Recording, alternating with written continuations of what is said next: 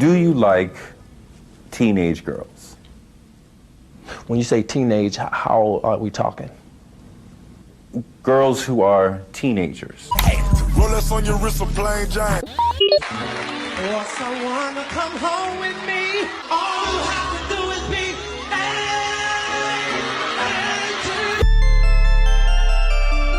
quit playing. I didn't do this stuff. But just use your common sense. This is not me, y'all. I'm fighting for my life. Y'all killing me with this. This is not about music.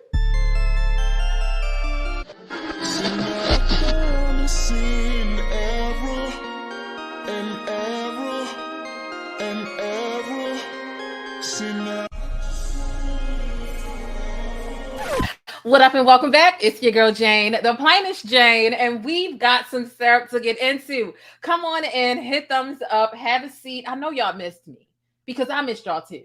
Like I missed y'all so much. As much as I needed some rest and me time, I really did miss y'all. I was trying to figure out why I ended up kind of almost getting enough rest, but I still was just feeling very depleted. The issue was I was getting rest, but I wasn't getting any me time to really just let my mind wander, to journal, and to really just spend at least an hour a day in my own thoughts, in my own mind, and what I want to think about outside of creating content and R. Kelly and so on and so forth.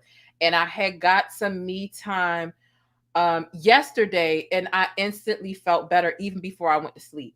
So I've been getting better with rest. I know a lot of y'all have been either getting on me or encouraging me. Oh my God, something's in my eye. Encouraging me to get more rest and to take some time off. Y'all can wait for the information. And I appreciated that because y'all know how I feel when I can't get the information out to you as quickly as possible. But if it's taken away from me, and if I feel like I'm gonna go live and be cranky, I might spaz out on somebody in the comments, and I probably shouldn't go live. And there have been some times where I might have seemed okay on camera, but I was actually cranky in real life just because I was over flipping worked. Okay, but I feel better, and boy, do we have a lot to catch up on.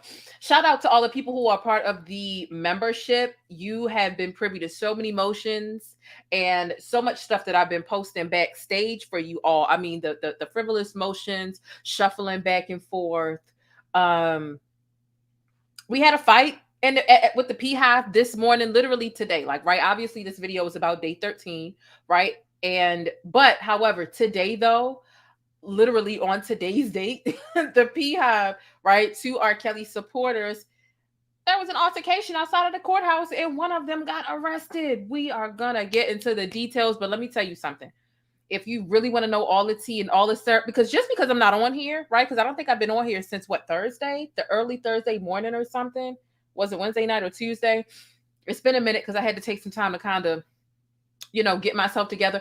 I'm still posting stuff. Don't think that just because I'm too tired to get on camera or I just don't have enough energy to get on camera, I can't pour from an empty cup. Don't think that I'm not still following and not still posting stuff and keeping y'all updated each and every day with what's going on. We have been keying it up backstage on the membership for the members only. And y'all have seen some of the stuff that the defense is trying to keep out of court, right? Crazy stuff. We're talking about R. Kelly sex addiction.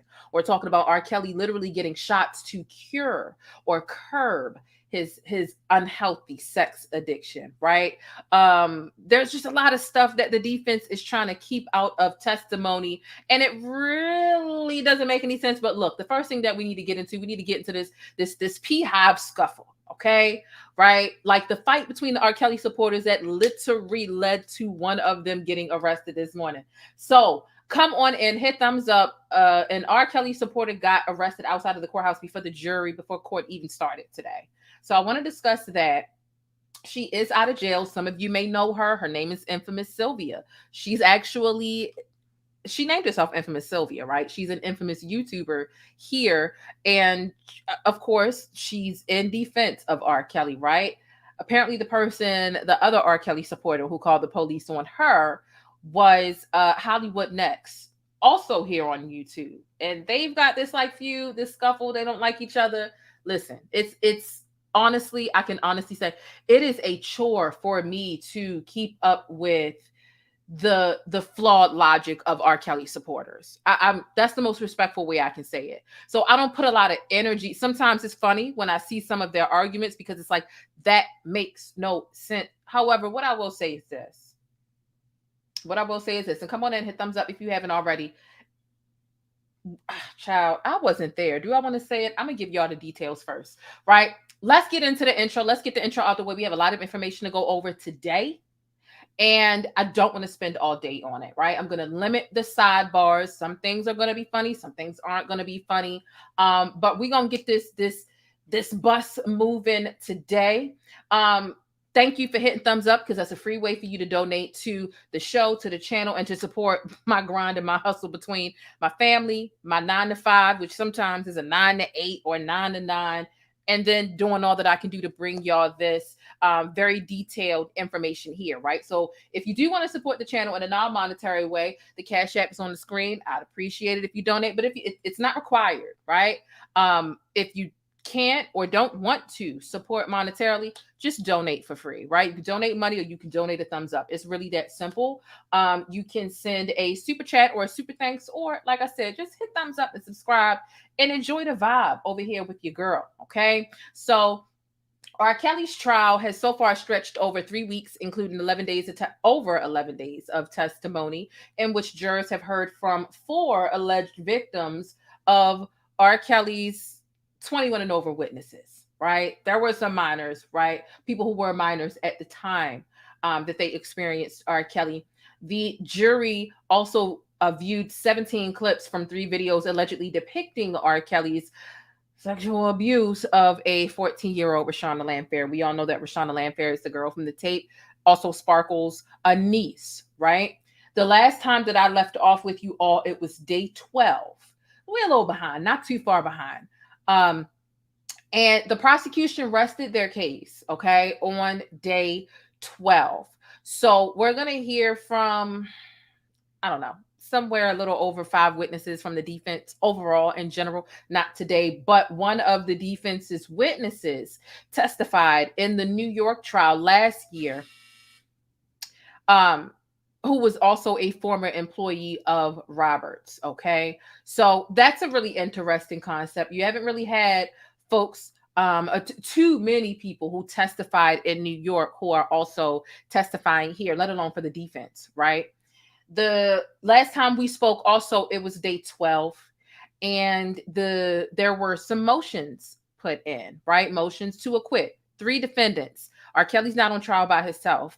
He, McDavid, and Milton Brown, they all filed motions to acquit and throw the trial out, right? Very procedural, because it's more so there to uphold the appeal process, which of course they're going to go for, but the probability of that is pretty slim to none, the same as these motions to acquit were slim to none. Okay, so they submitted those documents to the judge. We're going to get into what the judge said about the motions from all 3 of the defendants. We're also going to get into some documents that the defense, right? Because as I speak today about, oh, thank you so much, Bora, for this, for the Cash App. I do appreciate that. As we speak today about day 13, we're going to be speaking as if day 13 is today. We're only a little bit behind, right? But we're going to be speaking as if day 13 is today, with the exception of when I get into the fight in a second, the altercation that got one of the R. Kelly supporters arrested.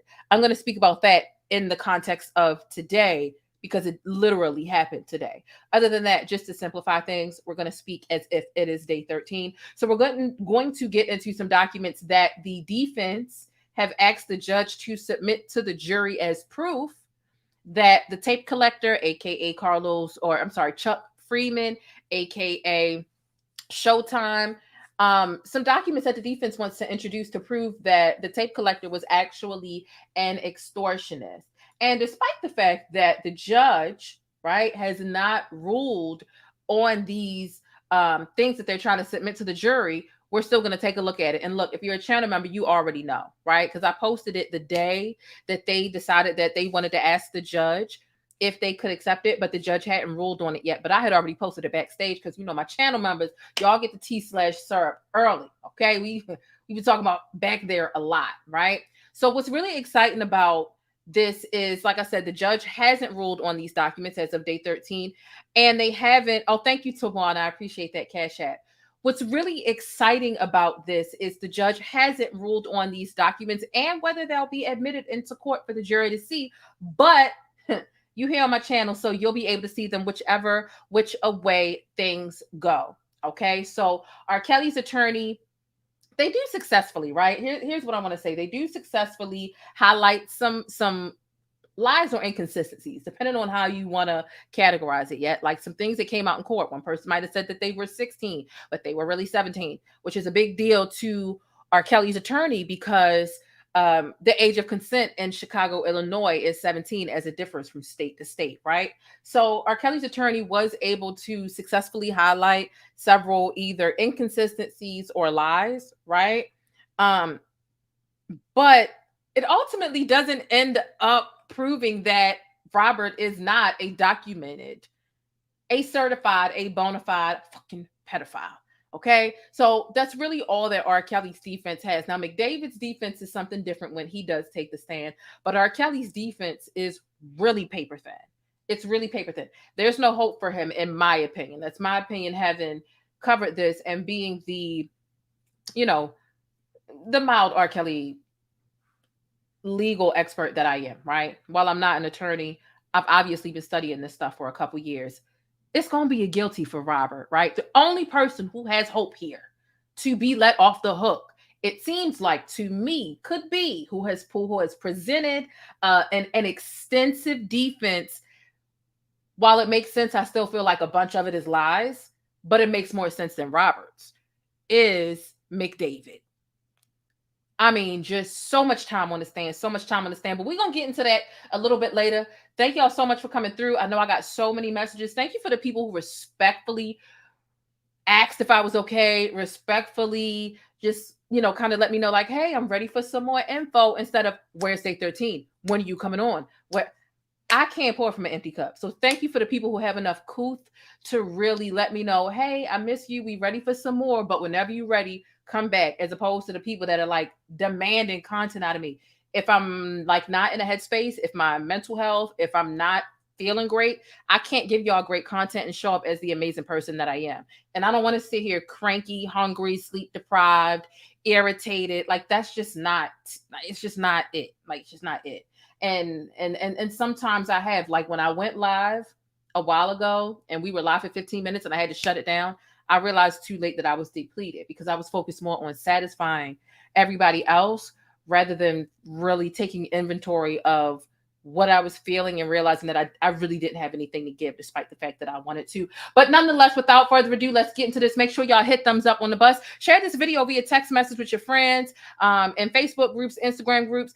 I'm picking y'all up, but let me pick your friends up. Share this video with any and everybody, especially on Twitter. Shout out to everybody in the live chat. And let's get ready for takeoff, shall we? The plainest Jane. This is one of my favorite comments here. She says, I loves me some black, and she said, loves me some black news. She says, is it just me, or does anyone else get tired of seeing people that don't look like them delivering info about them day in and day out?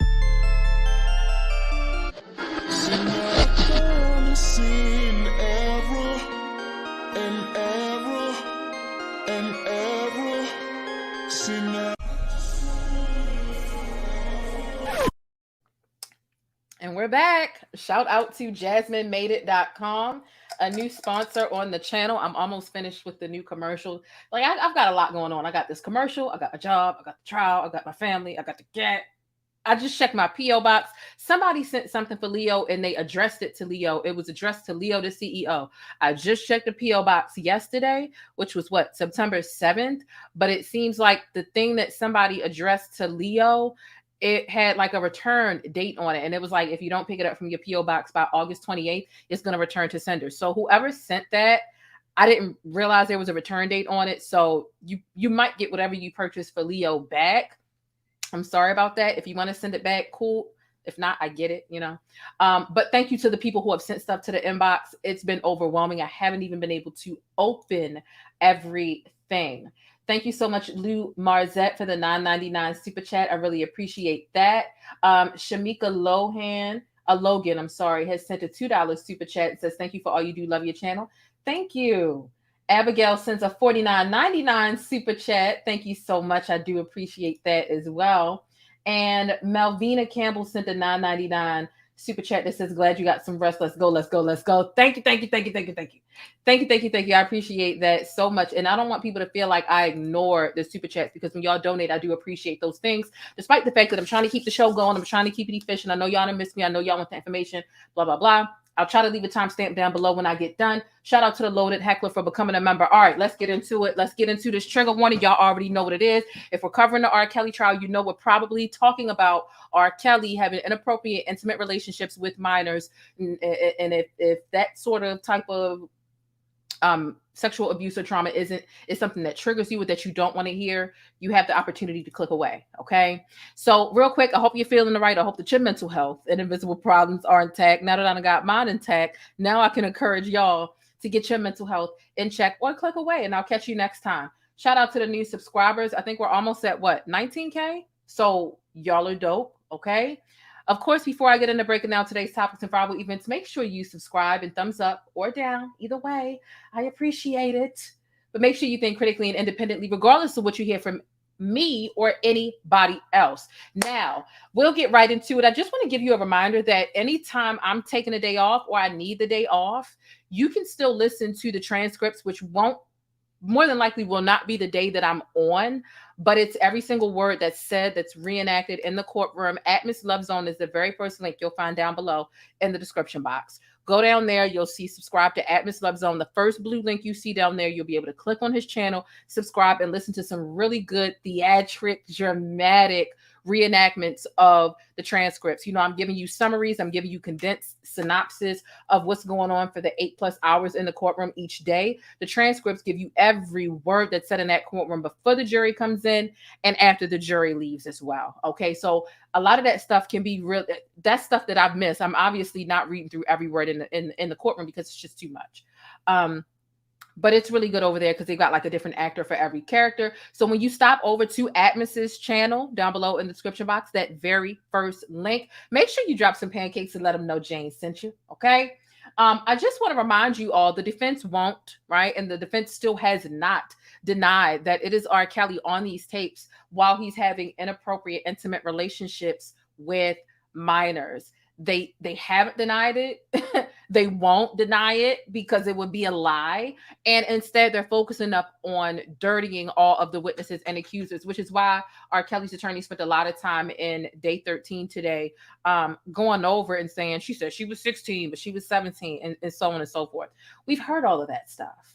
We've heard all of that stuff. But nonetheless, oh God, we got to get into the fight. Good God. If you're a channel member, you already know, because I've been posting updates as it happened. I gave you some breaking news as soon as the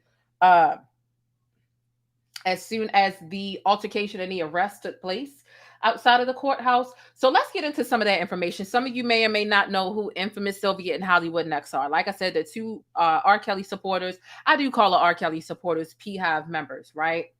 To play off of the Beehive, whatever the case is.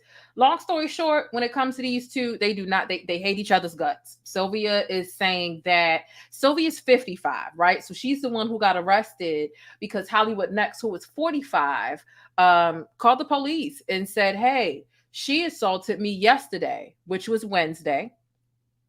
But she said she slapped her on the left side of her face on Wednesday. Sylvia is saying she never touched her, right?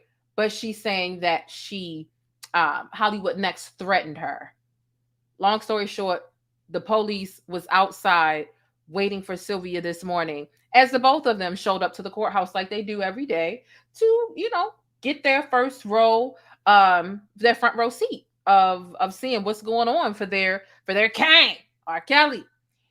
And in the midst of this, they clash, they bump heads. Sylvia has never been arrested before, so it was a bit of a big deal for her from what she said.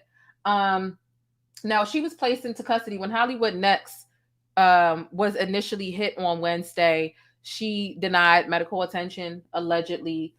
And it's just a big back and forth. Like I said, the both of them have YouTube channels. Y'all kind of know how the R. Kelly supporters are. So, right. So just imagine what their temperament or their, like, whatever the case is. And can I say? It's just the irony for me. You know, I'm trying to stay neutral. I'm not trying to be mean because Sylvia is saying it's a lie, right? Some of the R. Kelly supporters are saying it's a lie. Hollywood, you know, Sylvia never hit her, whatever the case is. I wasn't there. Hollywood Nexx is saying she got hit. She's 45 years old. She said she got hit by this woman who's 10 years older than her, who's 55, who was an R. Kelly fanatic. You know, Sylvia saying, I didn't hit her. It's a lie. She made it up. They didn't even check cameras. They just took her word for it. Sylvia was, in fact, hit. She was ticketed with a misdemeanor for battery for this alleged assault. So, according to Dennis Byron, who is a reporter, but is a bona fide R. Kelly fan, he's saying that Sylvia's legal team is already on it, and who knows how that's going to play out, child. Who knows how that's going to play out? You know, when it comes to the R. Kelly fan, I'm like, y'all got one similar cause, right? Like, don't get me wrong. Like, there's a decent amount of R. Kelly fans I've found over the last couple of years. But why can't y'all just all get along? Like, why is this was something that was happening last year when I was covering the trial, where they're fighting at a restaurant after they leave the courtroom. It's just always a mess. Like, they cannot get along. You wouldn't even be able to tell that they were on the same team, supporting the same goals. So that's pretty crazy. Another thing that I wanted to bring up is the fact that, and shout out to all 577 of us here. We got 264 thumbs up and 500 and something people. That's not about my ratio is about half. We can do better. Give me some thumbs up. You ain't gotta send a cash check, but you do gotta hit thumbs up. Okay, hit that damn button for your girl. Hey, thanks for letting me keep you connected and in the know with what's happening in the Black world. Don't forget to smash on that like button for support and for more Black news. And drop some pancakes in the chat because I like pancakes. So I'm trying to think, do I really want to say this? Fuck it. All right. So, you know, when it comes to if someone lied on Sylvia to get her arrested, that's horrible to have somebody lie on you and say that you assaulted them and then you get arrested. But I wasn't there and I'm not sure of the story. However, what I can say is this. Sylvia allegedly sent some titty pics. Sylvia's 55, okay? Pictures of her breast, of her nipple, to R. Kelly's tour manager. And he later on exposed that and leaked the pictures. Let me say that again, just so y'all can really fully understand what it is that I'm saying. Okay? Now, this wasn't today. You know, it did happen in general. However, Sylvia, I can't lie, she's an R. Kelly supporter, but she's very crafty and she does a lot of networking and does get a decent amount of interviews from people that help her with the narrative that she wants to put out, right? So she is pretty connected in the world of R. Kelly supporters and the people that are going to help her tell the side of the story that she wants to. When it comes to her sending these breast pics, right? Sending these titty pics, alleged, right? And it's been confirmed by it. Trust me, it's confirmed. But I'm still just going to say allegedly because, you know, insurance. She sent these pictures to Demetrius, R. Kelly's former tour manager, in exchange for intel, inside information to get closer, whatever. Sylvia's married. She's 55.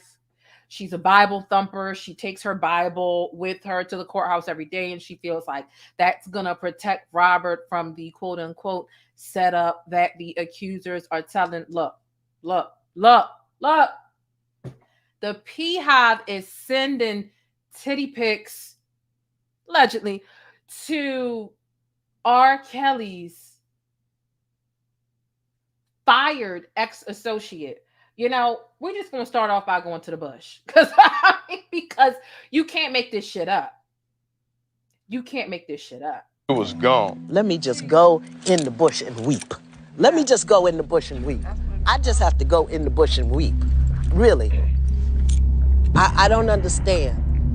I swear to God, I don't understand. So that's what's going on. Just because she sent them titty pics to Demetrius Smith doesn't mean she deserved to be arrested. If somebody lied on her, or I don't know. I don't know what the story is because, like I said, I wasn't there. But I wanted to get through that, and that kind of had me tripping this morning for like 15 minutes. I had to get up and walk to the bathroom because I just found that to be more ironic than anything. Okay, and y'all know I start out with what's going on outside of the courthouse, and then we make our way to what's going on inside of the courthouse. So now it's time to go inside of the courthouse. We got into the altercation that literally transpired today, but now we're going to go back and start where we left off with day 13. Okay, in court. Shout out to Miss Tingalang for sending a $4.99 super sticker. Thank you so much. I appreciate that support. Okay.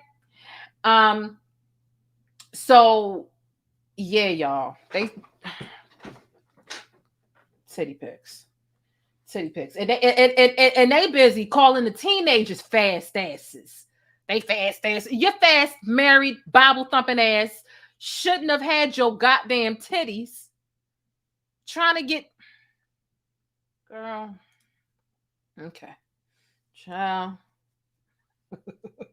All right, let's get started with what's going on. Right, let's get started. That was a little shady, but I had to bring it. Ooh, stay positive. Okay, I will. I had to throw a little shade. I'm shady, boo. I had to bring it, and I have even more tea/syrup when it comes to the debacle between the two of them. But that's some stuff for backstage that I may or may not go live or make a community tab post about it for the members only between today and tomorrow. But right now we need to go ahead and get it started, and get into what's happening today. Now, housekeeping as we get into day 13 of the trial. Again, that's where we are. Before the jury came into the courtroom on day 13, before testimony began, the judge, Judge Lennon Weber, he also, again, he denied the 3 motions from R. Kelly, McDavid, and Milton Brown. They were aiming for acquittal. Obviously, the judge denied it. I told y'all that when these things came in, and I posted it backstage. It's like I said, it's pretty routine. It's something to help them uphold the appeal process to make sure that they can appeal in the future. And this is something that happened right after the prosecution rested their case. Okay, so we also talked about that on day 12 at the end of the very last live that we did. Okay, now Judge Lennon Weber informed all 3 defendants, again, R. Kelly, McDavid, Milton Brown, right, informed all 3 defendants about their rights regarding testifying in their own defense. Here's where we get R. Kelly actually speaking in the court. Okay, R. Kelly actually saying a little something instead of just sitting there looking all sad and somber like a sad cat that ain't got no treat. Sorry, I had to say it kind of low because he in here, but I'm surprised he ain't asked me for a treat yet. But nonetheless, so the judge, he reminds R. Kelly, you got a right to testify in your own defense. Of course, you're going to be subjected to cross-examination just like everybody else. Kelly said he understands that, but he states that he does not wish to testify. And he said, quote, "I'm not going to testify." Now, look, you facing an additional life sentence because that 30 plus years is already a life sentence. And you've sat here and you listened to 2 weeks worth of lies and you choose to not testify to save your own life. Is it risky? Yes. But a truly innocent person, they're gonna try to say what they need to say. But we should have known that R. Kelly wasn't going to take the stand, right? Although his attorney made it seem like he might have. So also it came to Milton Brown, who was R. Kelly's former personal assistant and current co-defendant. He's also stating he won't testify. However, Derrel McDavid stated he is going to testify. And as a matter of fact, he has testified, and I think he's still going to be testifying tomorrow. Good God. Like literally tomorrow, which is Friday, right? And so that's that. Now we need to get into some of these documents that I've had backstage since the end of last week. Again, like I said, my channel members get everything, everything first.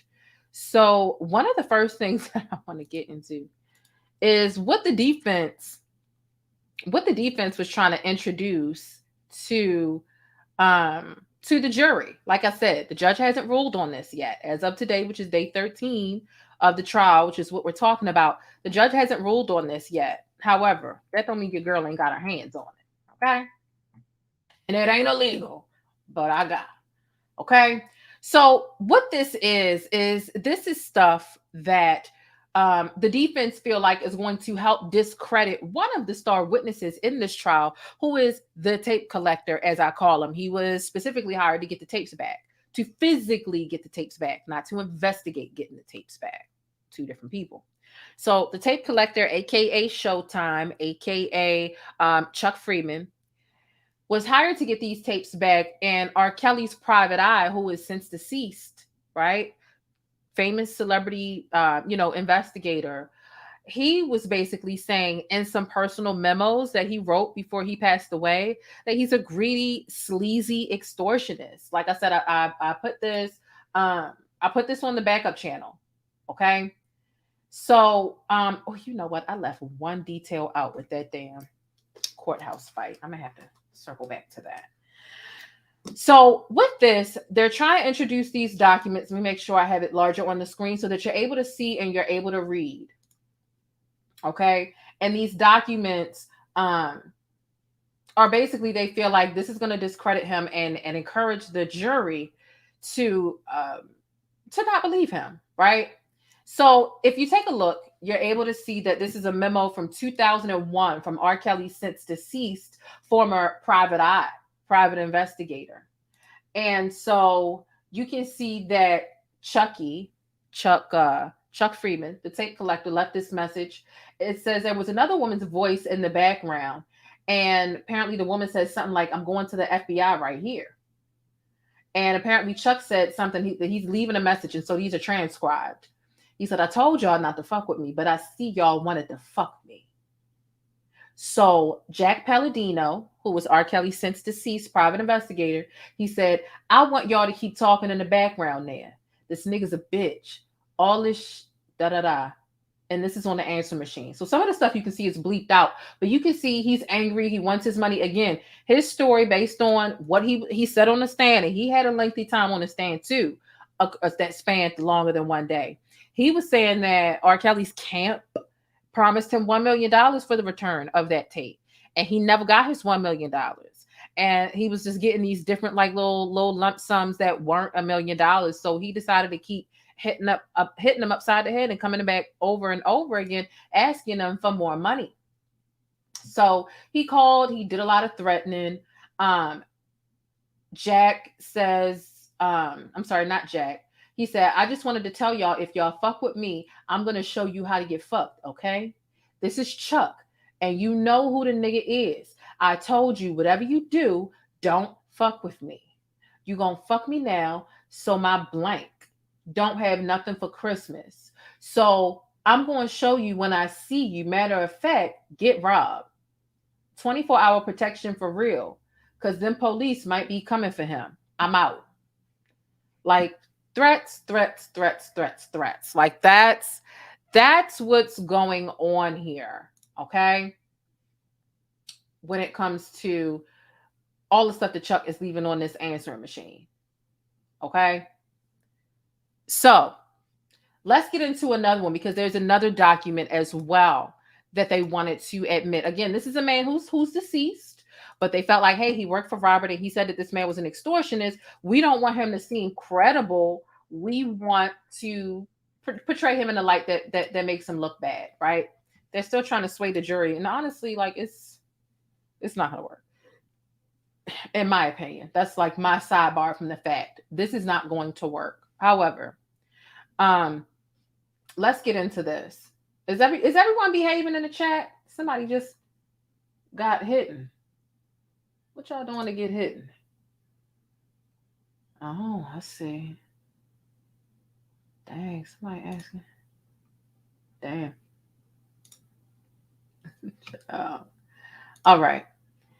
So we can see here on the screen. So matter of fact, I'm going to read verbatim what I put backstage, the caption, while y'all take a look at this document on the screen. So again, this is a sneak peek at some of the documents that the defense is trying to show the jurors. The judge hasn't ruled on it. The defense's argument is that Showtime is a greedy extortionist rather than the man that he testified that R. Kelly called and hired to buy the tapes back. And so that's the thing. The defense is like, hey, he's saying Robert called and hired him to get tapes back. Whole time he had the tapes and planned to extort Robert the entire time. So he called Robert extorting. Robert didn't call him. He called Robert and said, hey, I got some blackmail. Give me some money. Right. So they're trying to flip. Robert didn't hire him. He called to extort Robert. And that's why Robert was even dealing with him in the first place. So again, these are memos. And you can see that they're captioned literally, quote, Kelly extortion. They describe the messages that he left at R. Kelly's private investigator's office. But also in a different document, he describes, R. Kelly's detective had described the tape collector as a bottom feeder who whines endlessly, apparently out of the belief that being extremely annoying is a winning negotiating strategy. And so the defense thinks that this makes them look better. And I think that honestly, does this make the defense look a little bit better? Like, yeah, like we were already giving Showtime the side eye. Like it was some truth and some stuff that was like, you just wanted money. But ultimately it does prove that there was some incriminating stuff that Robert was trying to keep from the public eye and of course from the courts. So I don't really think it's going to work 100% in the court's favor if he's willing to pay out, literally hundreds of thousands of dollars to this man. R. Kelly was already looked at like some sort of like promiscuous sex symbol, if you will. So a simple sex tape wouldn't have really hurt his career with two consenting adults. So this kind of just proves that there was some incriminating stuff going on there. Okay. So they are describing the tape. It says extortionist Charles, who in the past has provided or been rewarded for the information concerning thefts from our client's possessions. He telephoned us at our office shortly before 5 p.m. on Friday, February 8, 2002. He proclaimed that the tape he had about whose existence and theft he had sought to extort money from our client, it was not the tape written about today in the Sun-Times, noting the following distinctions. Okay. Oh, he said he had a different one. He said the tape had a black and white tile floor as the background and not a wood paneled sauna. He said the tape has no music. It's not distinctive, right? He said the tape is much longer than 26 minutes.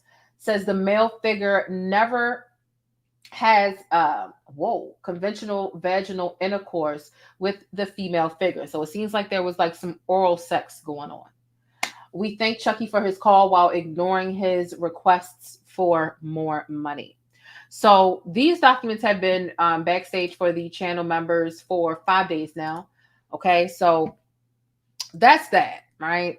They feel like this information from this since deceased private eye is going to assist the case. And I don't think so. I think that it offers more evidence that he did have some incriminating footages. So that's that. Okay. Now it's time to get into exactly what was going on in the courtroom without further ado. Okay. So let's get into that. So the first person, as we get into day 13 on the stand, and the one thing I wanted to tell you all about the fight or the altercation that got the one R. Kelly fan arrested this morning was that although infamous Sylvia was given a ticket for misdemeanor battery, also Hollywood Nexx was given a ticket. And that's because she wasn't adhering to the strict rules in the courthouse about not having recording devices. So she was also ticketed as well for breaking that rule. Okay. Apparently, Sylvia said that Hollywood Nexx had threatened her last week, and she told one of the courthouse officials. The courthouse officials said that Hollywood Nexx would no longer be permitted in the courthouse. However, when they showed up this week, she was there, and this whole thing just kind of got worse, right? So that's that on the fight. Now we get into day 13, and Christopher Wilson is on the stand, okay? This is direct examination that we're going through. And the last person who was on the stand, I do believe, was Cheryl Ware, right? Who knew the last R. Kelly accuser, Nia, on the stand, right? So that was for the prosecution.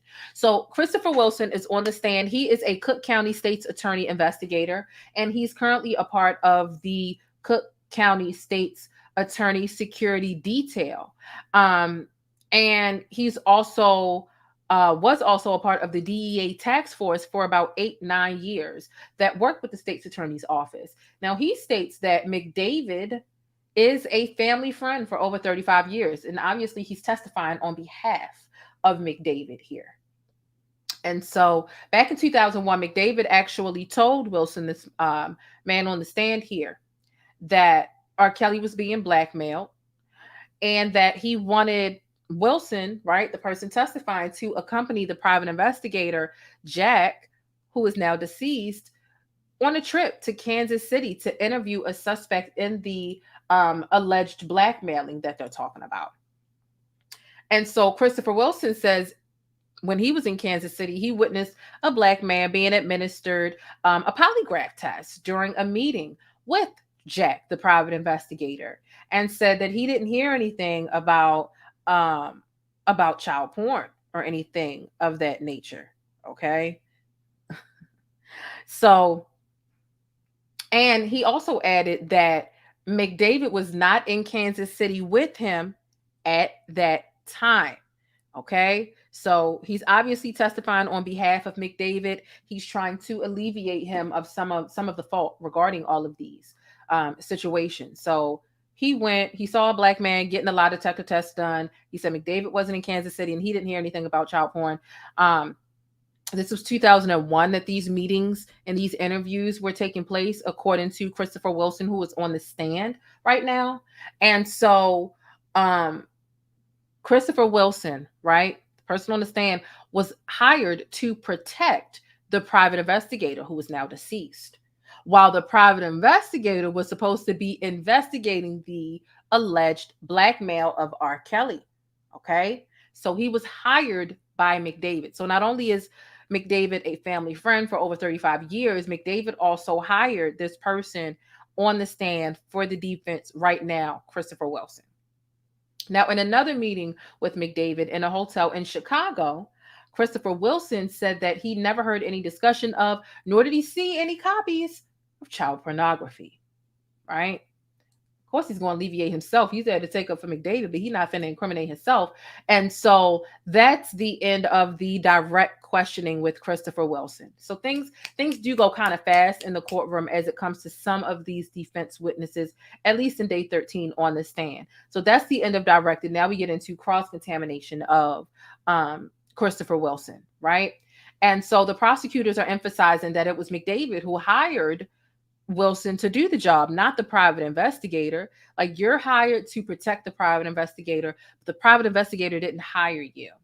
And so essentially what they're trying to say, the prosecution is like, okay, but you were hired by McDavid. So you're trying to say that McDavid didn't have any knowledge. You didn't hear that McDavid had any knowledge about child porn, see child porn. But you can't act like you didn't know what was going on or what your job was, because McDavid is the one who hired you. You know what I'm saying? Like, so you're protecting the private investigator. All of y'all act like y'all ain't seen no child porn. Y'all don't know nothing about child porn. But obviously you were hired to do a job. And so that's what the prosecution is trying to do, is you were hired to do something that has something to do with child porn. You had to have known something. At the very least, McDavid knew something. And so the man on the stand, he testifies that he does not know if McDavid and the man who was administering the polygraph test had any contact before or after the meetings that he was present for. That's a very important question. So let me repeat that sentence just so it can sink in a little bit, right? Christopher Wilson testifies that he doesn't know if McDavid and the man administering the polygraph test had any contact before or after the meetings that he was present for. So he can't really testify and say, McDavid didn't know anything about child porn, but I was hired by him. But I also don't know if McDavid spoke to the guy who was administering the polygraph test, because you can only eliminate yourself as a person who did or did not have knowledge of the existence of child porn and or laid your eyes on it, which is also illegal. So they're basically trying to create these loopholes. Do you know if they spoke every day, what they spoke about? No, you don't. Thank you for saying that. And so he also says he doesn't know the context of the lie detector tests. Another thing that McDavid is denying as well. I don't really know what the questions were. You were investigating the blackmail. How can you say whether somebody passed it or failed it? Who gave the test administrator, right, the questions to ask to know if these people were passing the lie detector test if you didn't know that there was child? You know what I'm saying? Like, y'all are paying hundreds of pay well over $1 million out in total, right? But hundreds of $1,000s to different people of stuff that's not illegal? I don't think so. If anything, that would have elevated R. Kelly's career as a black man to have sex tapes with grown women out there, right? So the man on the stand says he didn't witness any crimes, specifically any evidence of blackmail. He didn't witness any of that stuff taking place in 2001 in Kansas. He said if he did, he would have been obligated to report it since he was an off-duty Chicago Police Department cop, right? The prosecution strategy is, again, to point out that Wilson, the man on the stand, literally witnessed a single meeting and a single money handoff and an alleged conspiracy full of both. Right? He wasn't there enough to really say that to clear McDavid of what he's being accused and held accountable for allegedly in court. And so the prosecution asks, you've never been present for any of the meetings with Derrel McDavid and Lisa Van Allen? Christopher says, I don't know Lisa Van Allen, so no. There's that. You're not cleared of that. And then the prosecutor concludes his cross-examination by asking Christopher Wilson if he wants to see McDavid, his lifelong friend, go to jail. Wilson says no, he doesn't want to see his friend go to jail, right? And you know, a question like that is like, well, if you don't want to see your friend go to jail, would you subconsciously pull a string? And that's not what was said, but that's the implication there, right? And so that that's pretty much the wrap of that. Some of the stuff that was going on in court this day was redundant, so I ended up cutting it short because it really just didn't make sense. They were beating on quite a few dead horses here.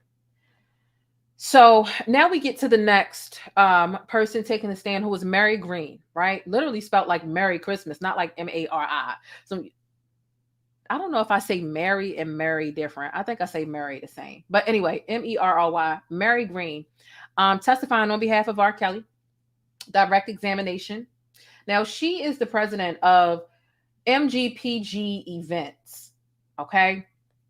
And this is an event planning company, and she was involved in planning the expo for the, it was called Today's Black Women Circa in the late 90s, early 2000s. Now, she's reading from Mary Green as she sits on the stand. She's reading from a list of artists that appeared at the 1999 expo, okay? And let me get up this document for you and make sure y'all hit thumbs up on this video if you haven't already, because it's free, right? I ain't asking y'all for no money, but shoot now. If you're trying to support a sister, it helps. So here's a picture that became relevant while she's on the stand, right? And so again, she's reading from the list of artists that appeared at the 1999 expo. R. Kelly's not on it. If you remember, this expo came up earlier. There was a person, an R. Kelly accuser, who testified under the pseudonym Tracy.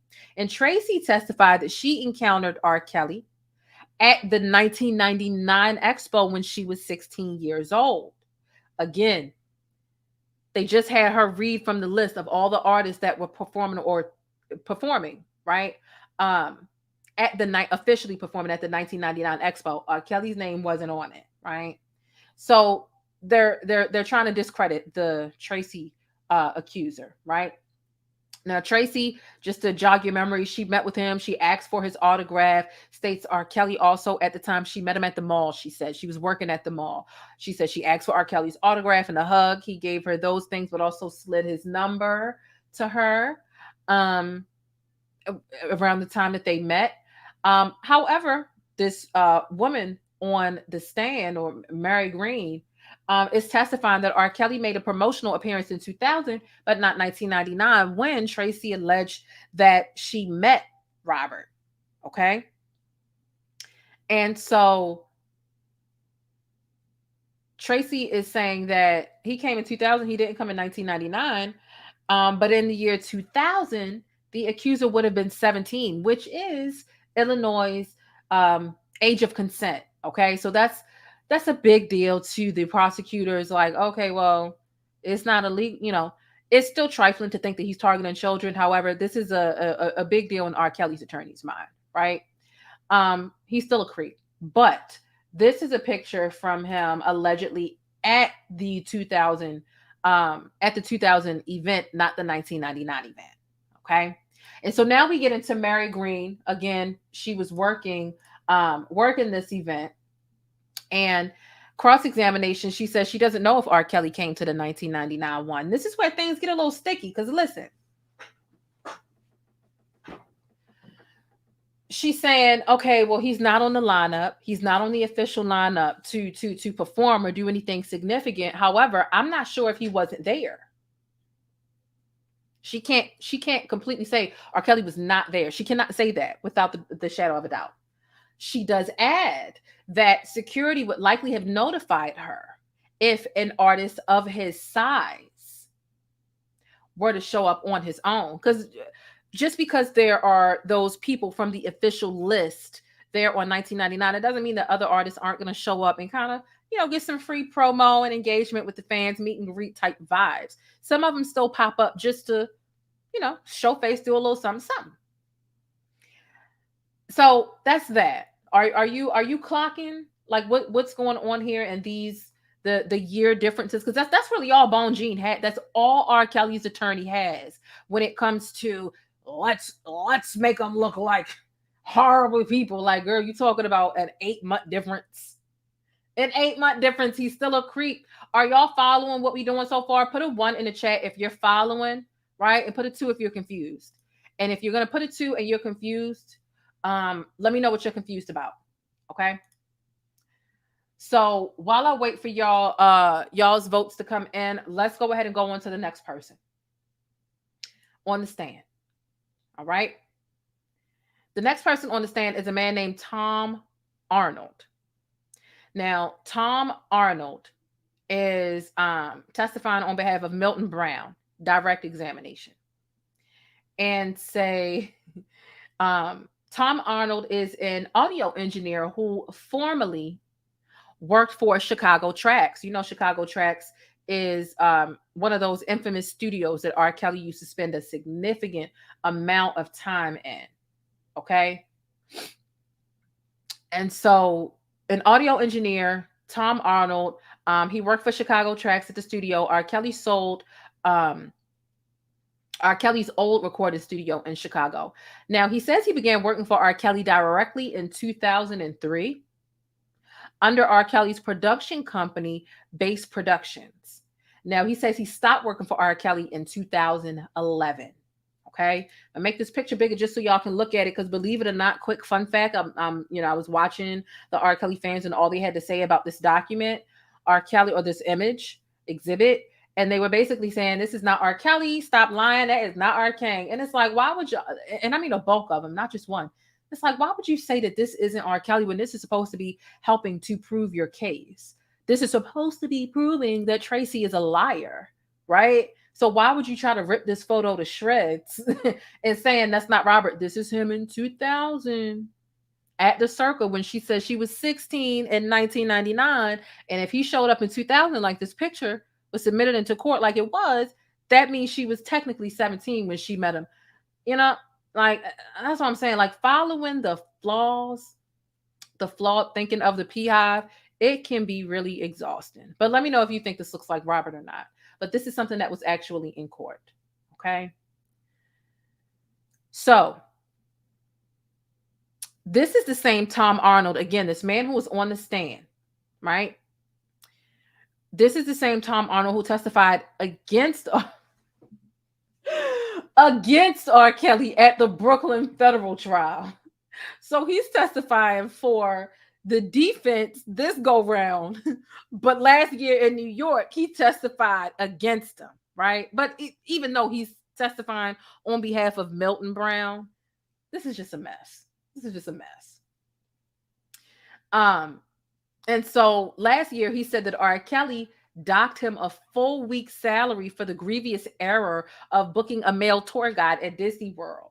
So again, Tom Arnold, when R. Kelly hires these people, they kind of have like a range of different jobs based on what he needs done. I mean, you could very well be an audio engineer, and another part of your job duties are to pick up all of his, female companions, whether they be grown women or minors or whatever. And that was his job too. However, when he did that, he wasn't allowed to allow his women or girlfriends to engage with men, right? So he had booked Robert and the girls, women, whoever, a trip to Disney World. And unfortunately, he didn't ask or request or ensure that there was going to be a woman tour guide. And because when they all got there, Robert and them, they get off the bus and it's a male tour guide, Robert docked a whole week of his pay, gypped him of his whole week's paycheck. Whole week's paycheck. Okay. So that's that. Thank you so much, Karen, for the Cash App. I really do appreciate that. So this is this one. I remember covering his stuff extensively because when the girls or women, female friends, whatever, got in the car, he wasn't even supposed to make eye contact with them. The girls weren't supposed to talk with him. He was supposed to roll the partition up, turn the music up, and almost kind of pretend they weren't there. R. Kelly didn't even allow his drivers to have conversations. Okay. So Tom Arnold says that he knew Milton Brown while they were both employed by R. Kelly, and they spoke on July 9th of this year. Arnold had a gig in Las Vegas where Brown actually lived, and he says that he invited Brown out for a drink, but he hasn't spoken to Brown since getting subpoenaed for this trial. So I guess he got subpoenaed after July 9th. Arnold, as he's on the stand, he also says that while working for R. Kelly, he was responsible for the upkeep of the Chicago Track Studio building, as well as managing runners and interns. So he describes the studio as chaotic at times and says that he frequently worked with petty cash for food and supplies. Now, he's also testifying about day-to-day operations in the 2000s, which he says often did involve carrying a lot of money around for reasons that he wasn't necessarily privy to. So let's get into this. He also toted around at one point in time $125,000 in his backpack to take to the studio. Now, Arnold denies knowing what the $125,000 were for. He also said he sometimes picked up basketball players. He picked up basketball players and brought them to the studio or to gyms in Chicago, or other places like nearby in Illinois, Markham to be specific, on specific instruction from R. Kelly or another person acting on Robert's behalf. So what this strikes me as, to be completely truthful with you, it strikes me as an attempt to show jurors without putting Brown on the stand. Because remember, Brown is not testifying. Robert, Brown, McDavid. These are the three co-defendants here. Robert's not taking the stand. Brown's not taking the stand. McDavid is. They don't want to put Brown on the stand. They're not confident that he won't, maybe implicate himself or say something that might make things worse. So this looks like to me is an attempt to show jurors without putting Brown himself on the stand that a low-level employee like Brown would have been kept in the dark and couldn't have known about any kind of conspiracy. That's what it seems like to me. He's like, oh, I just carried the money. I was just told what to do. I was just following our orders. I was low level, right? That's actually a bit more believable than McDavid, who was actually like his manager accountant at one point. because he handled a lot of actual business stuff. I mean, from settlements, from accusers, tape missions, and all other type of stuff. However, it just doesn't seem that Brown has a good defense here. Nonetheless, Arnold is still on the stand, and he says that sometimes he picked up and he dropped off guests, women brought specifically to visit R. Kelly. When transporting the guests, he says he was supposed to turn up the radio and not speak with them. Told y'all that earlier. He says it was common knowledge that anyone transporting guests, if you did violate these rules, he said that there would be fines. The fines was him docking your pay. Baby, a fine is me paying a ticket to the city. Like, you saying you don't get a paycheck this week, that's not a fine. That's you being cruddy. I would have went to the Better Business Bureau on your ass. But nonetheless, they had to follow these rules. The men and the women in R. Kelly's orbit, whether he was having sex with them or not, you were still subjected to the controlling cult-like treatment and orders that you were issued when you were around R. Kelly. Okay. So some interns also got fired for breaking the guest rules. Arnold, as he's on the stand, says he and other workers often transported R. Kelly's bags as well, such as suitcases, backpacks, and duffel bags. Arnold says he continued working for R. Kelly after he began recording primarily at his large home in Olympia Fields, Illinois. He says the job remained pretty much the same and that he reported to work at the recording studio in the house's basement. One task that continued after the move to Olympia Fields was the transporting of guests. Okay. So he also says that he acted as a road manager. He traveled with R. Kelly on tour and rented tour buses. And it was also an international situation as well. Now, sometimes he says he would travel ahead of R. Kelly to ensure the venue was set up for his arrival. Okay. Shout out to Kali for sending a $1.99 super chat. Thank you so much. I really appreciate that. And thank you for being a member of the channel. That means a lot to me. I do appreciate all of y'all. So these are some of the things. Like I said, some of R. Kelly's employees, they had, kind of really, really scattered and spread out job descriptions. Now, changing directions back to the money, because that's literally how it went on the stand. They went from money to duffel bags to what was your job title, back to the money. And so Milton Brown's defense attorneys asked Arnold about the handling of cash, right? Again, he said he typically handled this cash by himself, the $125 to be specifically. So now we get into R. Kelly's attorney asking Arnold on the stand to confirm that other artists besides R. Kelly worked in Chicago Track's recording studio in the 90s. And he confirms, yeah, other artists worked there. He also confirms that R. Kelly did not own the Chicago Track's studio. And so here's what they're trying to do here. Were there other people besides R. Kelly that worked there? Girl, you trying to slip the mustard seed into these jurors' heads that maybe it wasn't R. Kelly they remember seeing with all them kids.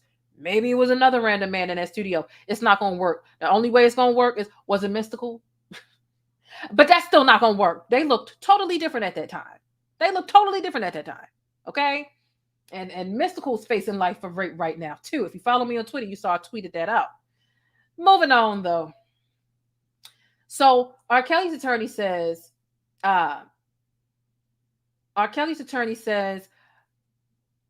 Mr. Kelly worked almost exclusively with cash. He wasn't a credit card guy. Tom Arnold says other people's credit cards, maybe, perhaps, but not his credit card. So, it's difficult to really confirm that sort of a paper trail. Where did the money go? To really confirm who wrote it out, who dispersed these payments, who's responsible, so on and so forth. Okay. So, thank you so much, Barbie Doll, for the $2 super chat. I really appreciate that. I appreciate y'all support and viewership. And you don't have to wish you could give more. Whatever it is, I'm grateful for it all. Like I said, if there are some people who can't give money, I'm grateful for the thumbs up. Okay, so everything is appreciated. You don't have to feel bad. I'm grateful. Okay, I can get Leo 2 containers of treats with that. So Now we get into um now we get into, like I said, opening the door for other jurors to consider that it may have been other male artists responsible for some of R. Kelly's behavior in this indictment by. So now we're getting into some cross-examination. Okay. How much do we have left? Okay. So now we're getting into some cross-examination. Okay. Let me take a sip.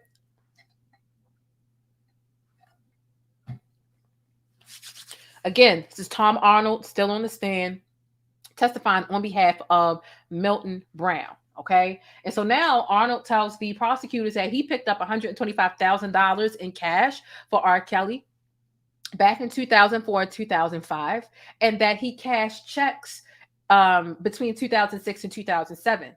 One check for $25,000 from R. Kelly dated to June 2006. It was issued to Tom Arnold. Arnold says it was common for him to handle checks of this size.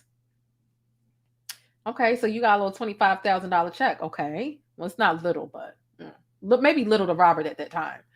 But Arnold also says that he may have received checks for amounts much larger than $25,000, but that he doesn't recall picking up a check for $200,000.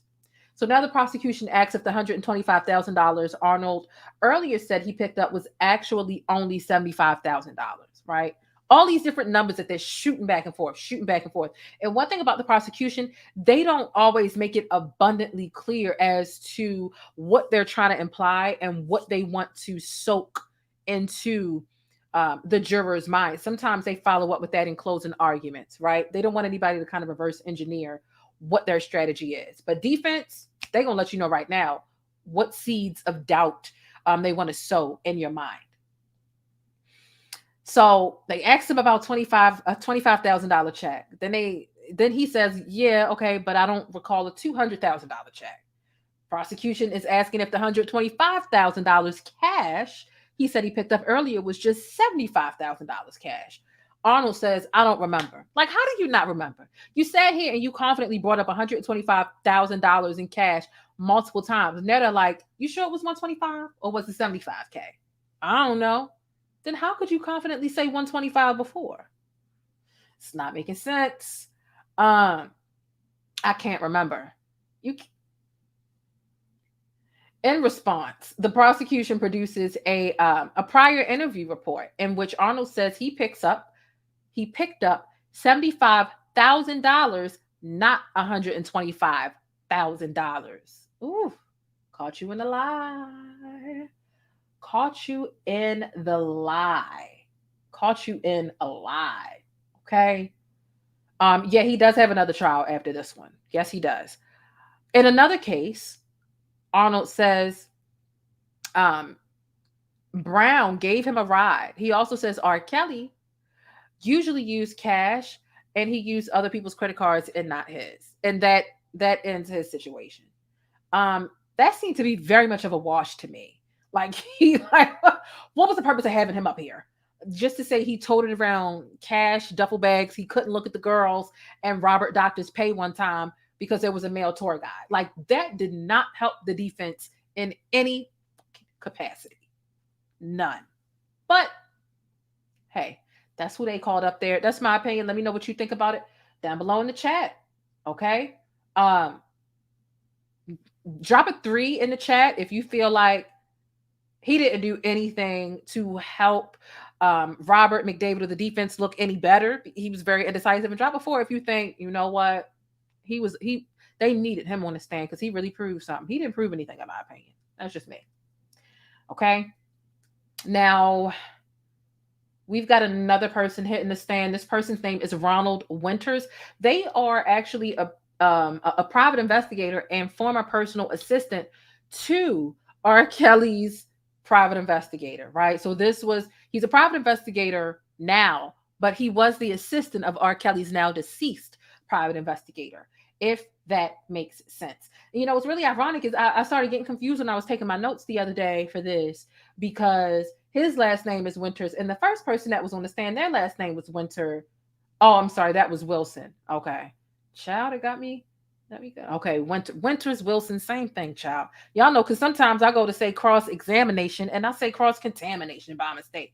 And some of y'all be trying to rip me a new asshole. Girl, go rip your mama a new asshole, because you know exactly what the fuck I'm saying when I say cross-contamination. Okay? Don't play with me. Nonetheless, okay, I see some threes in the chat. Yeah, because it was just like indecisive. Like y'all set up there, y'all talked about money, and he said he wasn't sure. It was stupid. Let's get ready for this last person. I believe this is the last person taking the stand. We're going to go through these things. And look, drop some pancakes in the chat. We're going to be right back in 120 seconds. That's 2 minutes. We'll be right back. Hit thumbs up if you haven't already. So let's see if you're really about it. If you've been serious about what you've been saying about wanting to support more Black-owned businesses, here's your chance. I found a spot for us to grab our hats, hoodies, affordable electronics, phone accessories, and gadgets from. It's over on edwerso.com. That's EDWERSOW.com. Grab something for your hubby, your wife. Hey, I ain't encouraging that side chick behavior, but it's just in time for the holidays. So head on over there and grab your AirPod cases, hoodies, and affordable electronics. That's edwerso.com, EDWERSOW.com. And I'll see you over there.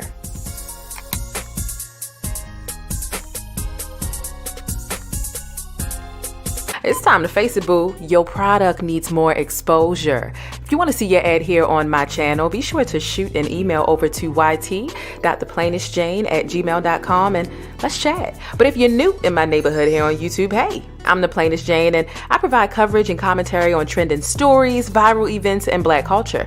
I definitely appreciate you stopping through and hitting that subscribe button if you like more of my particular brand of syrup.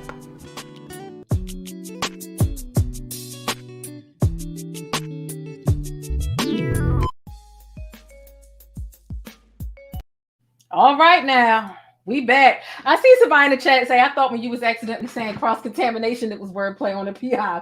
That's funny. I should keep it up. I should say cross-contamination. Hopefully the trial's almost over.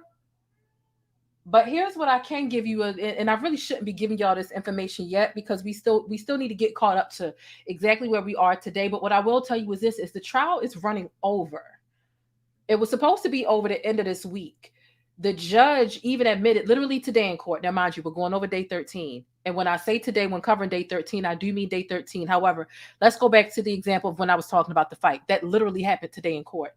The judge acknowledged today that the courts, they ran over. They ran over Freeman, the tape collector. Showtime took a long time on the stand, longer than usual. McDavid took longer than usual on the stand. Not to mention, the courts were mysteriously closed, not Monday, but Tuesday, due to some weird technical difficulty, malfunction, whatever. The whole courthouse was closed. So there was some drama about that. And I had posted those documents backstage for all of the channel members to take a look at that, because a lot of people were looking at it through a side eye, because that was the day that the reporter Jim DeRogatis was supposed to testify, was Tuesday.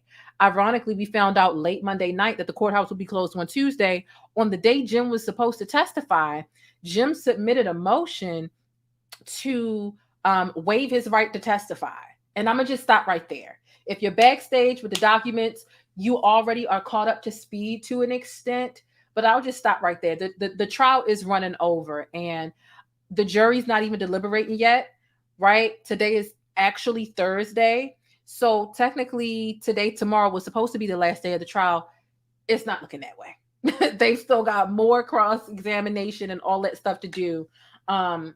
So things got held up a little bit, which is a bit of a downer for that courthouse because they did have other things planned. So it's been interesting. Just when I thought the trial was getting boring, and there are some boring aspects here for me,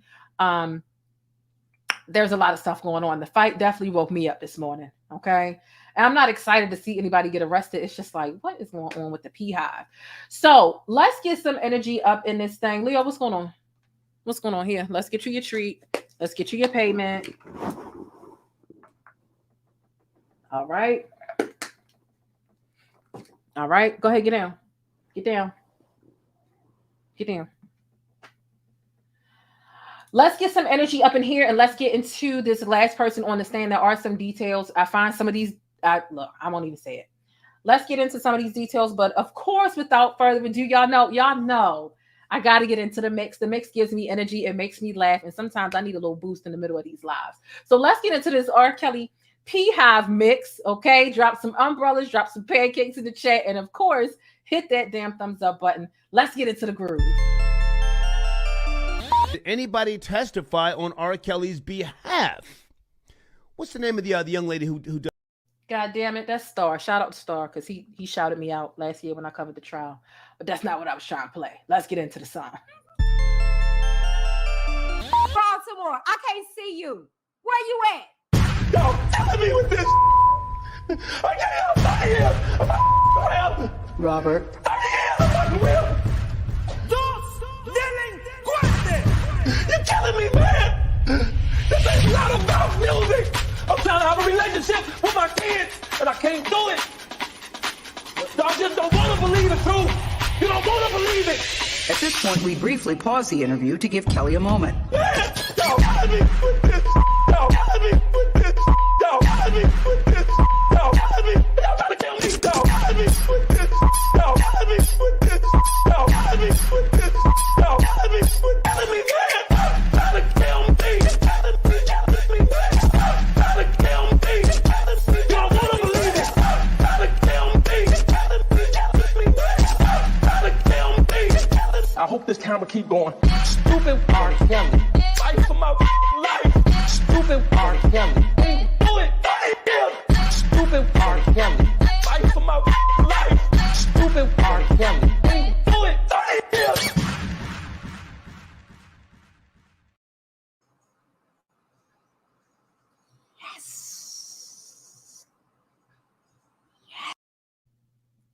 All right. All right. Let's get it. But the time her energy gets to it, my moderators are handling some of y'all. Keep it cute when you come through here. If not, you'll just be blocked, y'all. You'll just be blocked. And like, if this is a video that doesn't interest you, we've been here for an hour and 16 minutes. You either give a fuck about the trial or you don't. If you feel like the trial is old news and you know he's going to go to jail, then go some fucking where. I know he's going to go to jail. I do find some of this shit to be old news and I find it to be stale, right? But I started covering something that that's still in high demand. It may not be in demand for you, which is why I implore you to go find something else to do with your time. And I also would wonder, what the fuck are you doing spending all this time typing message after message after message about how this isn't something that you want to watch? Like we're back in the 1940s and there's only 2 channels on the TV box. You're not watching the box. That's what they used to call the TV back. And you're not watching the box. You know how you have the liberty to change what's on your TV screen and what's on your phone. Did you know that? Do you need me to tell you that?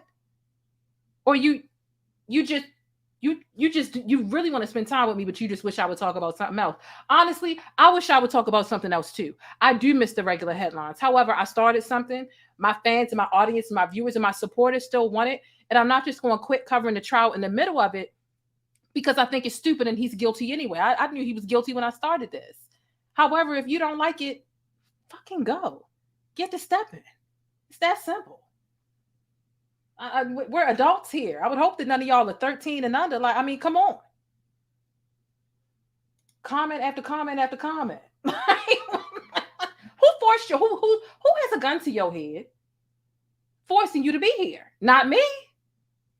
Not me.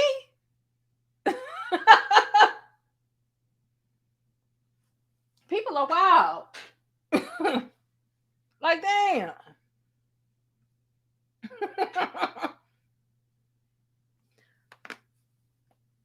People are wild and crazy kids, child.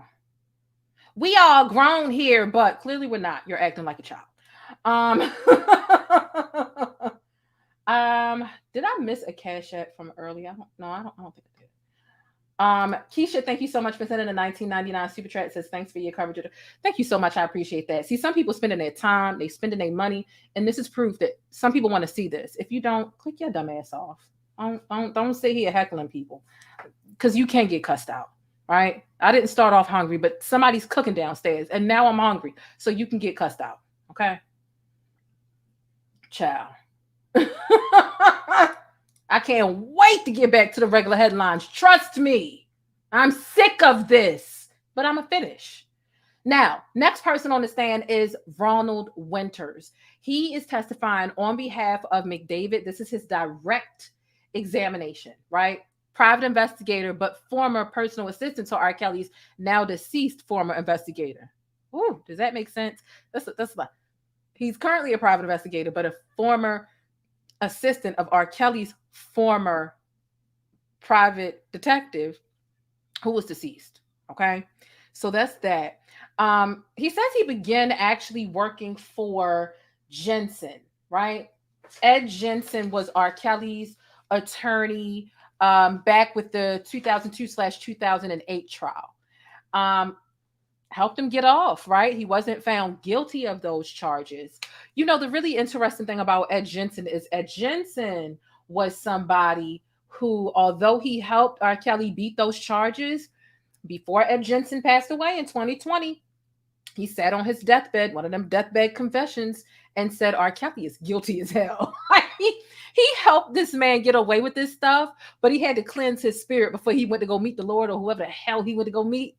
And he was like, listen, R. Kelly's guilty as hell. Imagine having an attorney that helped you beat charges come out and say years later that you're guilty as hell. Let's see them. That was 2008. He passed in 2020 on his deathbed around that time. So what is 12 years later, he outed his former client, right? He had nothing to lose. He knew he was on his way to Jesus or wherever the hell he was headed, child. I don't know what he believed in.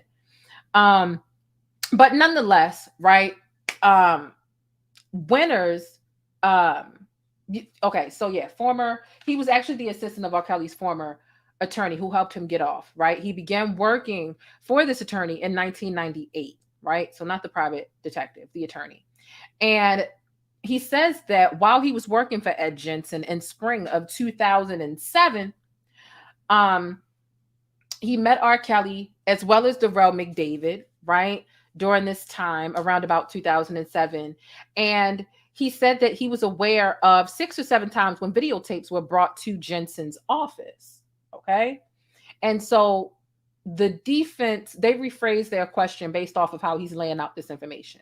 Because they're talking about the tapes. They're talking about what was the age of the women looking like on the tapes. The defense specifically says, did any of the women on the tapes appear to you to be underage?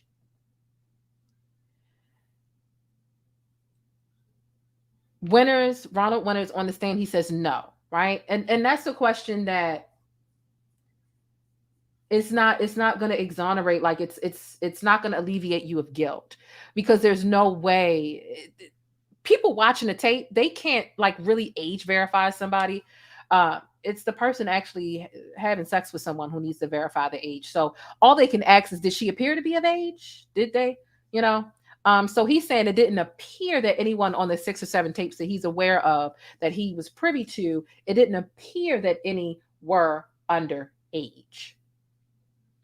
And so he also says he recalls Derrel McDavid, right, coming into Ed Jensen's office in 2007 to deliver a tape.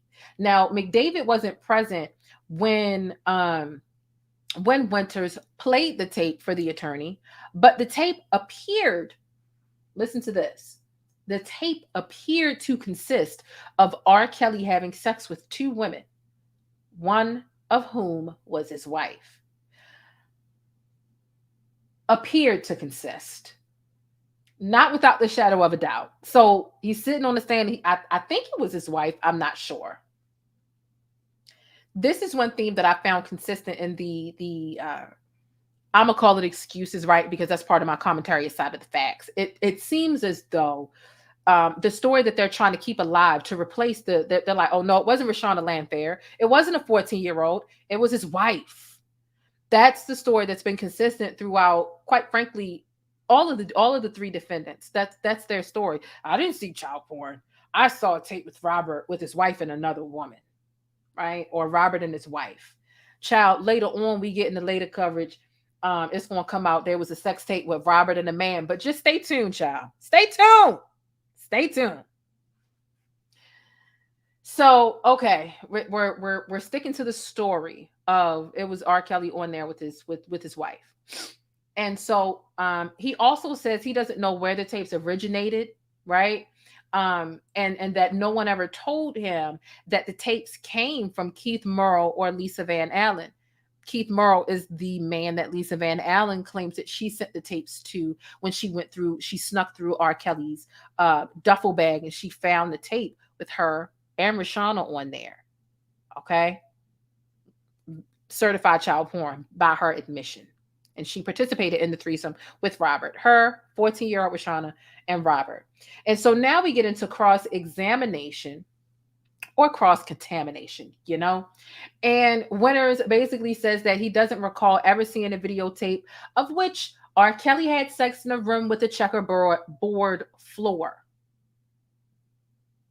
Remember, the checkerboard floor came up earlier today on the stand. Remember, we were getting into those documents from R. Kelly's now deceased attorney. And apparently R. Kelly's deceased private investigator. He had these memos before he passed away. Detailed memos nonetheless. But he was saying that he received correspondence and information from the tape collector, Charles Freeman, that no, it wasn't just the sauna tape. And a lot of people know that sauna tape is most of what people seen. That's the infamous tape with Reshona. Not that it's the only one, but he's saying that no, there wasn't a checkerboard floor as these memos would infer to. So clearly there were lots of tapes. Okay. You see this very first bullet point here. The Chucky tape has a black and white tile floor as the background, not a wood paneled sauna. So they're really trying to differentiate these tapes. I think that they're hoping that in some way Robert won't be incriminated with all this, but I just, me personally, I don't think that that's going to work. Y'all can describe these tapes all you want to. The tape that the jury saw was legitimate child porn. Okay, so this is the wood paneled sauna that they were talking about. Okay, and this is an actual exhibit from the courtroom that I have for you all. So he says, Ronald is on there for cross-examination. He said, I don't recall ever seeing a videotape in which R. Kelly had sex in a room with a checkerboard floor or in a room with brown paneling. So he saw a totally different one. He says the background and, the wood paneling is obviously the one we saw Reshona, right? So here's what he says. It's like, how many sex tapes are there? Because he's like, I didn't see one with the checkered floor, and I didn't necessarily see one with the wood paneling. So the prosecution says, okay, well, was there wood paneling in the background of the tape you saw? He said, listen, I'm not paying attention to the scenery when I watch these sex tapes.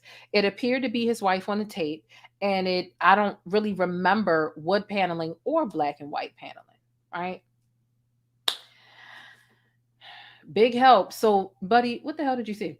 So this was greeted with lots of laughter in the courtroom. This part right here, specifically the part where he said, I was just watching the sex tapes. I just saw the sex tapes. I wasn't paying attention to the scenery. Like literally the courtroom started laughing. Okay. I know that jury got to be tired. Here's what the prosecutor says, and this surprised me. I really spent a lot of time cross-referencing this through 4 or 5 different reporters. And this is a quote that came directly from the prosecutor when it came to this part. He says, it appeared to be his wife on the tape. It's a sex tape. I'm not paying attention to the scenery of the sex tape. The courtroom erupts with laughter. And the prosecutor says, some of us seem to have found the humor in child exploitation.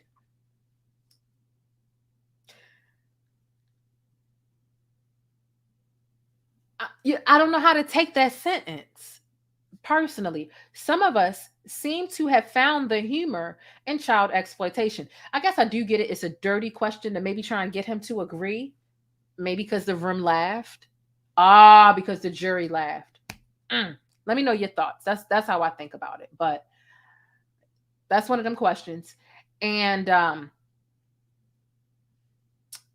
they saw 17 different clips Now, the 17 different clips were sliced up, but the jury saw a total of 17 different clips of intimate moments between R. Kelly and numerous women who were and were not of age. Now, the man on the stand says that he would notice if any of the women in R. Kelly's sex tapes were underage. That's what he says. Now, essentially, the defense is saying that R. Kelly and his camp wanted to buy the tape back because it had R. Kelly's wife on it, not because it was child porn. That's the story that they're sticking to, and that's what they're sticking to, right? It wasn't illegal, right? It was my wife. It was sacred, all this other stuff. And the prosecution then concludes their cross-examination of him there. The defense says that they need a minute to retrieve their next witness. Okay? So, child. That is that. Let's get into... Thank you, Astute Queen B, for the $1.99 super chat. I really do appreciate that. I appreciate y'all. So the next person getting on the stand, okay, is a Homeland Security agent, right? Like they're just, going through reports and stuff that honestly I find to be quite boring, but some of the stuff can be very pivotal. So I won't just, cut it out. I feel like I could have left this stuff out, but I'm like, you know what? Let me give them the full scope, even if I find some of the stuff to be kind of boring, to be quite frank, right? And so the next witness that they call up, person from Homeland Security, they're a criminal investigator actually for Homeland Security, and the investigator actually tells Bonjean that they conducted an interview of Lisa Van Allen in 2019. So again, R. Kelly's attorney, their tactic, let's dirty up the victims, let's make them all seem like liars by finding little, big, whatever discrepancies in their testimony. And so the Homeland Security criminal investigator says that they provided Lisa Van Allen with documentation from Sony that shows that R. Kelly's Home Alone video was shot while Van Allen was in fact 18. Okay.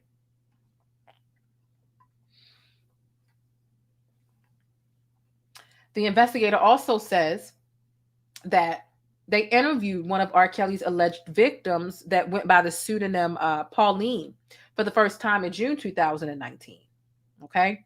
And so Bonjean says, isn't it true that Pauline never disclosed that she had a sexual relationship with R. Kelly when she was 14?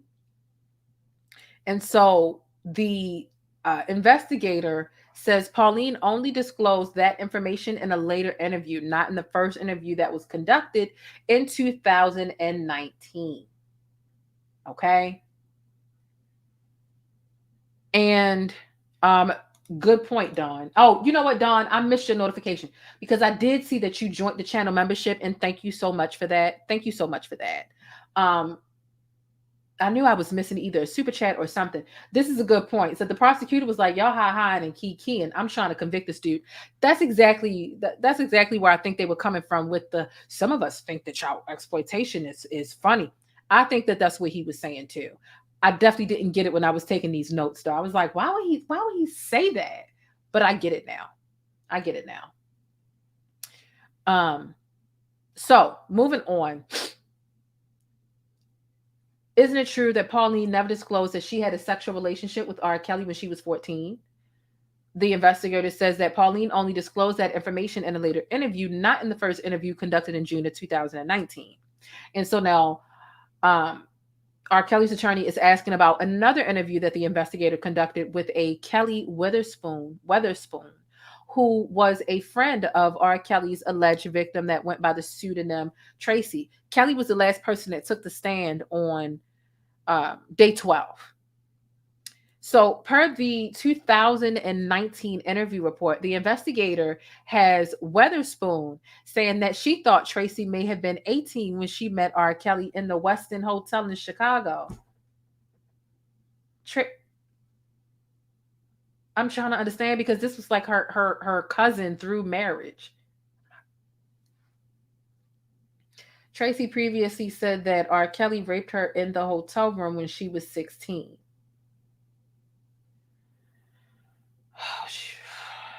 Digging deeper, R. Kelly's attorney has the investigator affirm that Weatherspoon never told her that Tracy was 16 during the time of the Westin Hotel incident. Now, moving on to a 2019 interview, the investigator conducted with R. Kelly's alleged victim, Reshona Landfair. R. Kelly's attorney asks if the investigator showed Reshona Landfair a picture of Tracy and if Reshona said that she didn't recognize Tracy. The investigator answers yes to both questions. Did you show Jane a picture? Did you show Reshona Landfair a picture of Tracy? Did Reshona say that she didn't recognize Tracy? Okay. And so that's the end of R. Kelly's attorney's questions. But the defense attorney for Derrel McDavid still has questions, right? And so when McDavid's attorney is asking the investigator on the stand if Lisa Van Allen's 2019 grand jury statement that she indicated that Keith Murrell had one of R. Kelly's sex tapes and agreed to travel to Chicago in 2007 to return the tape. Okay.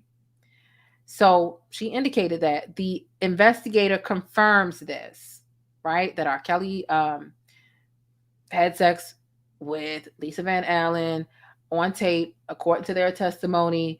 And if Keith Murrell had possession of the tape from Lisa Van Allen, again, Lisa sent the tape to Keith. So that's it for the defense. And now the prosecution is up for cross-examination. Okay.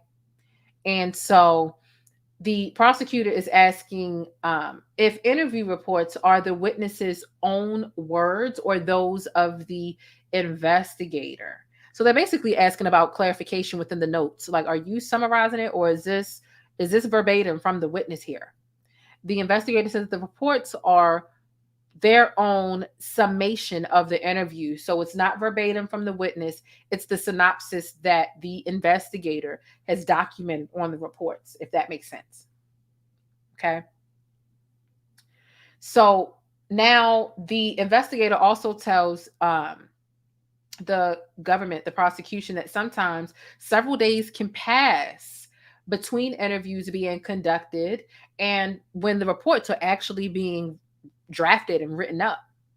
And so the investigator continues saying that subsequent interviews with a witness can produce information that didn't come to light in a first interview. And so the prosecution seems to be rebutting defense's point that Pauline didn't mention her age in her first interview, only doing so later. Okay. So that's that. Shout out to the Grown Little Boy podcast in the house. Okay. Let's see what else is going on. Are y'all behaving in the chat, child?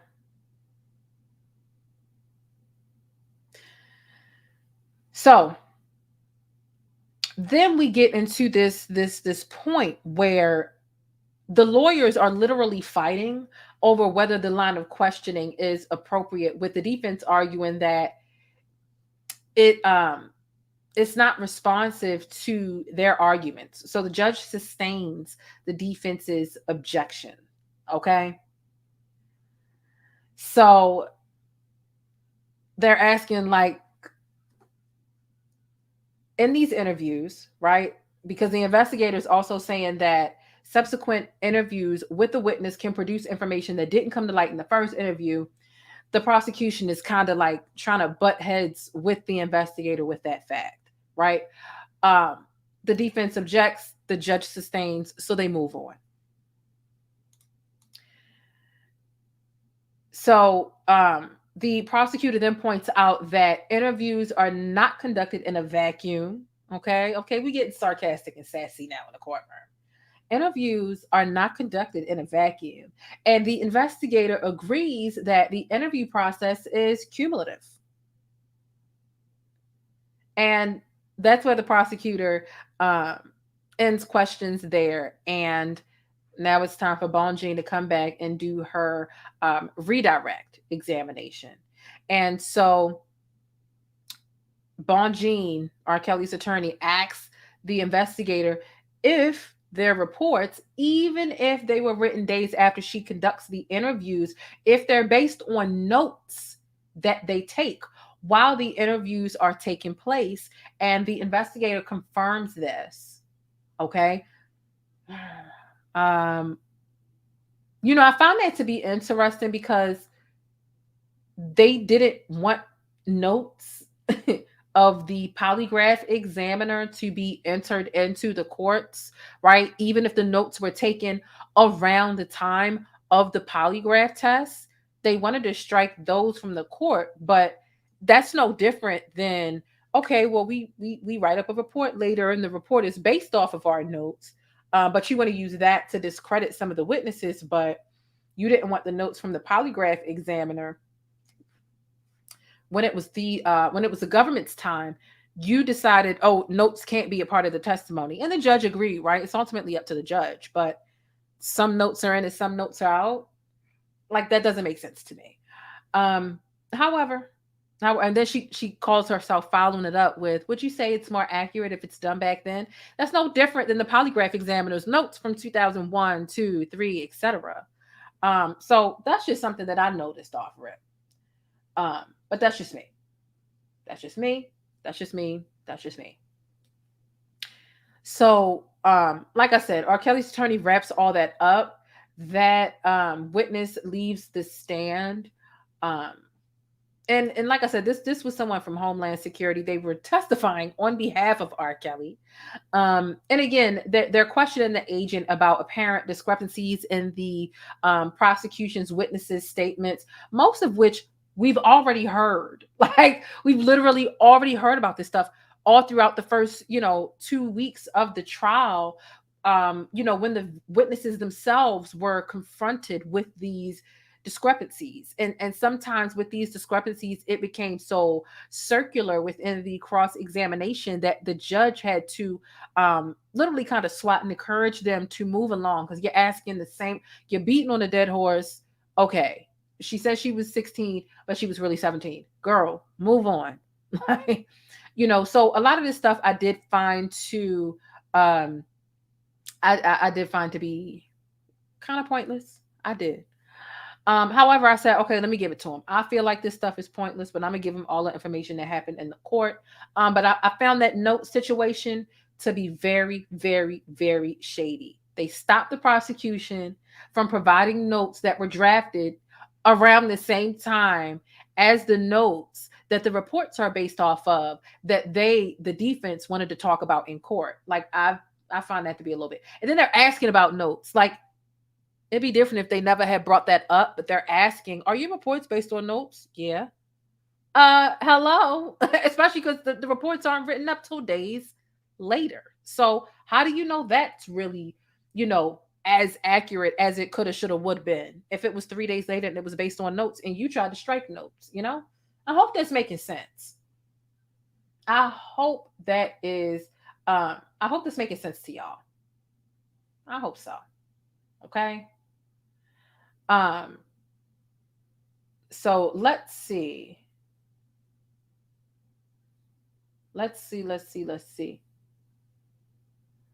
Somebody said, "R. Kelly's a dog head." I know that's right. You got a great screen name right there. Good googly moogly. Oh my goodness. And some of y'all like the term cross contamination. Y'all are hilarious. I should keep it up, child. So we get to the end of this court proceeding, literally. And the judge suspended all proceedings until Tuesday, because again, this was Thursday. The court was off on Friday, right? Court was off on Friday. The judge gave them off, and obviously they were off on Monday for, is it Labor or Memorial Day? I think it's Memorial Day. No, it's Labor Day. Yeah, it was Labor Day. Stay getting them confused. So obviously the courts were closed on Labor Day, and then Tuesday came and there was some mysterious closing, like very, very, very mysterious. Does anybody want to call in? Right, I'm gonna drop the link. Anybody can call in. I know usually I say that the call in is only for people who are supporting R. Kelly. However, I'm willing to open the phone line really quickly because I smell the food downstairs. If you want to call in, make sure you do so. Okay. I'm about to drop the link right here. Kick your thoughts. What are your thoughts about what happened today in court? And then we'll get out of here. Right. I do want to give y'all another day of coverage, but I'm just not sure if I'm just not sure. So I'm still deciding. I'm going to get off here. I'm going to eat, see how I feel. I might just end up working on my notes so I can give y'all 2 or 3 shows tomorrow, right? So that we can catch up.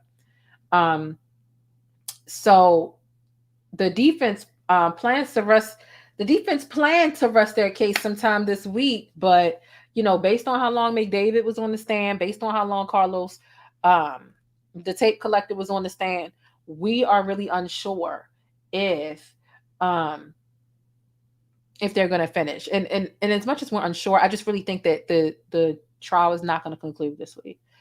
I don't think that it should take the jury too long to deliberate this, but even still, tomorrow's Friday, and they've still got more testimony to go through. So I'm not sure if the jury is going to be able to deliberate that quickly. And yeah, that's that. So let's see. Someone said, "Where's the link?" I just dropped it in the chat. Do y'all see it? I thought I dropped it. It ain't show up. Yeah, it's in the chat. Y'all can scroll up. Okay. You said y'all like transferring on the buses. Let's see what's going on. All right, so we gonna sit here on the bus, for a couple moments, see if there's anybody. Like I said, kick y'all thoughts, kick them nasty thoughts. Baby got back. Yeah, y'all can kick y'all thoughts, and then we'll go. But if nobody wants to call in, that's great. I can just go downstairs and eat whatever the hell is cooking because I smell it. Okay, you can have sex with a 17-year-old, but not if you're 5 years or older. Yeah, the laws be different, child. It be different. Okay. So let's see what's going on. Here's what we're gonna do. Let's go ahead and play this thing. I'm gonna drop it like one more time. Just make it fair. Like, oh, you only want to drop the link for R. Kelly supporters to start shit. No, I don't. But I, sometimes having an echo chamber, I do like to diversify it. However, we can have respectful discourse, right? We can have respectful discourse. So here's what we're going to do. I'm going to drop this real quick. This clip that I'm about to play, it really is just a huge flipping thank you to my channel members. I really appreciate y'all so much because some people send super chats, some people send a cash app. Some people, it's easy to just join the membership. The lowest tier I have is $1.99, which you would literally be paying what, 2 quarters a week, 50 cents a week, just to monetarily support your girl. That's still something to me. That's why when somebody sent $1.99 earlier talking about, oh, I wish I could send more. Don't feel bad. Anything is appreciated, especially when you're spending your money. I don't care what it is. I'm grateful. So let me hit this. Say thank you to all my channel members. I'm going to drop the link a couple more times while this thing play. If nobody clicks it, great. I can focus on me, go over more of these notes, and plan out how I can give y'all all of this information between today and tomorrow. I probably will be stretching myself then if I said, I'm going to come back after I eat and give y'all another video.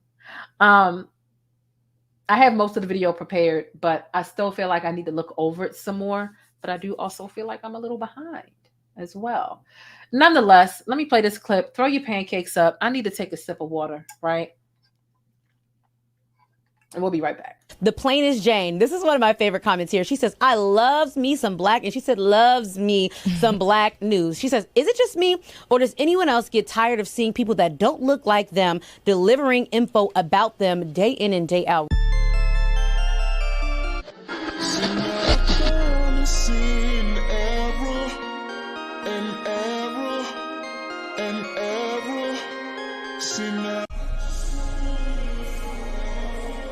So wait a minute, you ain't joined the channel yet so that you can access special perks over here with the plainest Jane? Rolex on your wrist, a plain Jane. Ooh, watch this. Hey, I'm the plainest Jane. I'm a cultural commentator and informant, and I provide sticky coverage on trending stories, black news, black culture, and everyday topics with a sticky, abstract perspective. So get familiar with the perks. I've carefully curated all of these things, and it's just a little exclusive glaze to amplify the way that you express yourself. So get comfortable, get used to our official emoji over here. That is the pancake stack, because it's always sticky in Hollywood and in real life, and especially when you spend the time over here with the plainest Jane. Like I said, I hope you enjoy the exclusive glaze that I've provided for you to amplify the way you express yourself, and I hope you enjoy the digital vibe. Hey, listen, I always want you to keep it sticky, but be sure to think critically and independently, regardless of what you hear from me or anybody else. But most importantly, I hope that you're feeling all right, and hopefully you've had some time to tackle some of your invisible problems. I know I got a couple of new subscribers, and I just want to say thank y'all. I really do appreciate you. And if you're not quite feeling all right, this channel right here, once you join, it's going to help you kick back and decompress always, but it'll also keep you in the know with what's happening with the best black news, celebrity entertainment, and a splash of controversy. So again, get comfortable. The first drink is on me, all right? Act like you got some sense, and I'll see you around. But don't forget to keep it sticky 24/7 by following me on Instagram, but hit that notification bell so that you always know when I upload and you get your dose of syrup first. Now, with all that stickiness being said, the most important thing I want you to remember about this neck of the woods and the plainest Jane is Black Lives Matter. And if you don't agree, buy pumpkin. That would take you out. I don't play that shit. Now you gotta go for real. It's just that simple. Hey, look, whether you join or not, I do want you to stay beautiful, black, and blessed. And just know I appreciate your support. I'm your girl, the plainest Jane. And let's see what's happening in these virtual streets. You ready? All right now. This could be a crazy ride. I'm warning you now.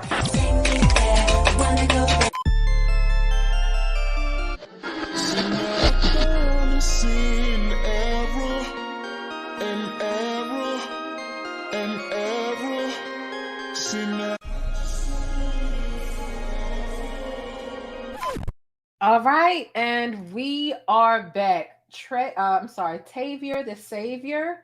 Thank you so much for being a supporter. I see your name in the comments, especially the live chats a lot. I know you'd be like, hey, Jane, I'm here. What's going on? I see you. I saw you leaving comments earlier like, you see me, Jane? I see you. And I do appreciate you watching and being so enthusiastic and for commenting so frequently. That means a lot. Thank you so much. All right, we got a couple calls back here. And if we're going to take calls, baby, we can just count the other video out. And I should have counted the other video out to start. I see my moderators like, Jane, get some sleep. Y'all right.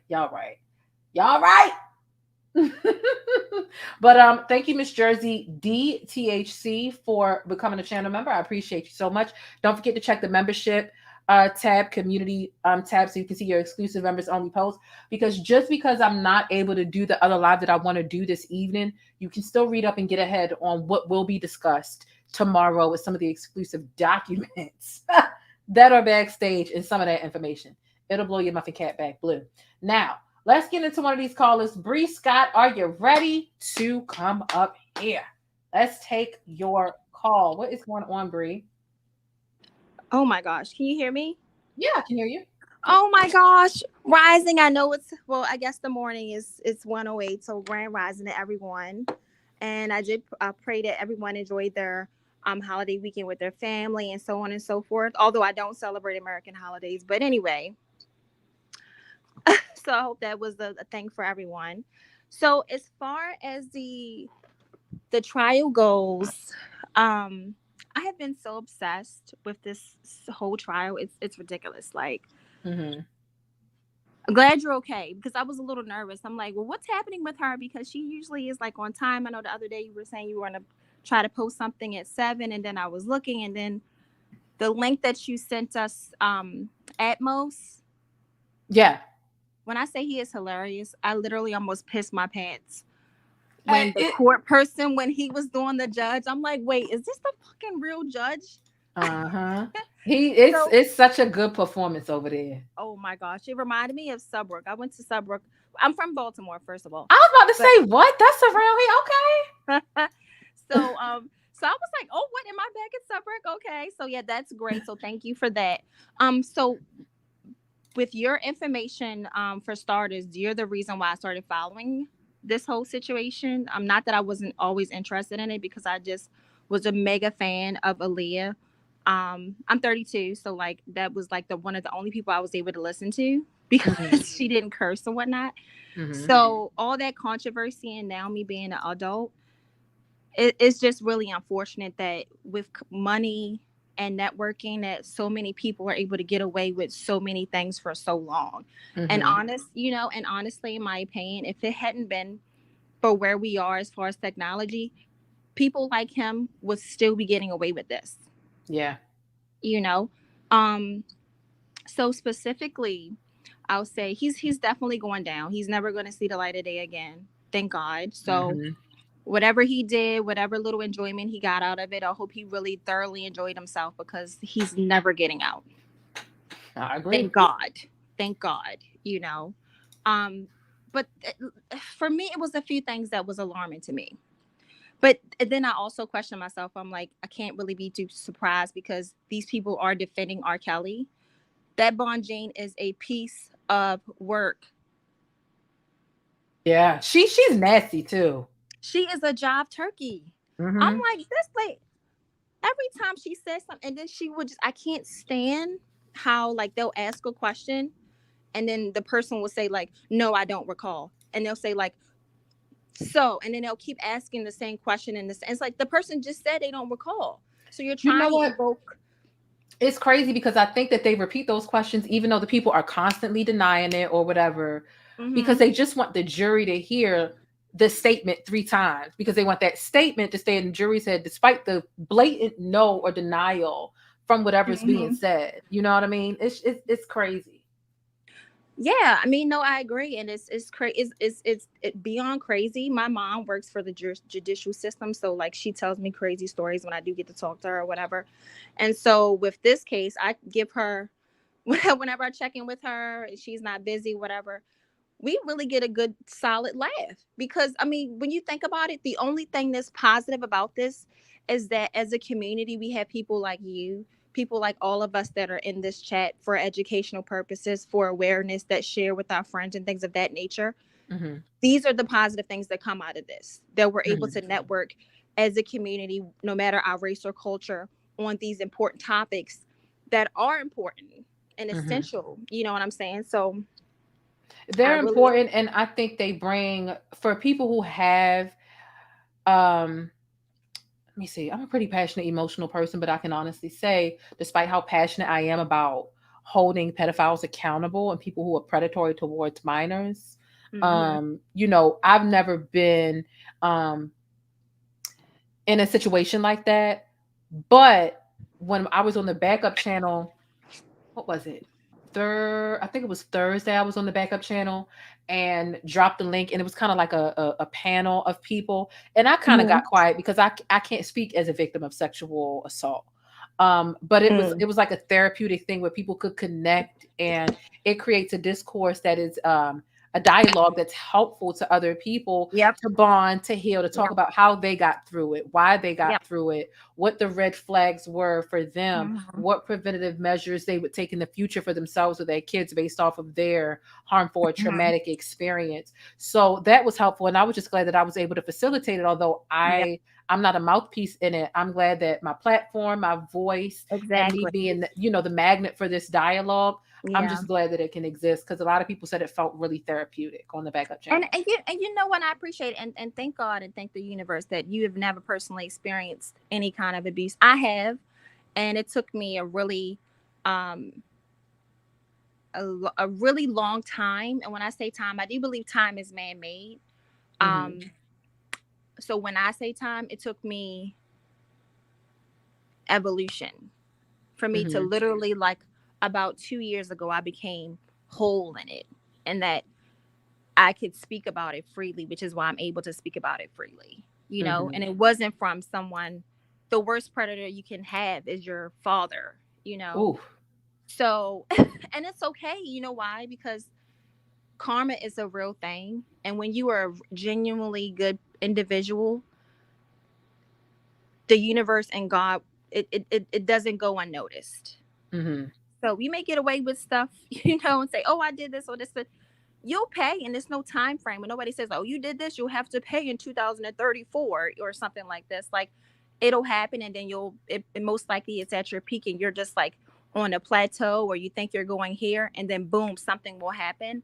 Mm-hmm. And it's your karma. It's your karmic debt that we all have to pay, whether it be small, big, medium, or large, or whatever the case. So I no longer look at it in that way because of my evolution, and because of I practice Buddhist philosophy. So because of those practices, and because of my intense meditation, and because of me confronting exactly who I am, how I became this way as an adult, and because of all the things that we experienced through our childhood. So what really annoyed me was when they were questioning, I forget specifically which one of the victims it was, but they were questioning that her age, and when they started having sex, or whether it was oral sex or whether it was vaginal sex, and if she remembered and all the stuff. It's like, it was no concern whatsoever, just from a woman to woman standpoint. Yep. They didn't have any kind of concern or compassion or empathy, even though that's your job. You didn't have any for a second to say, okay.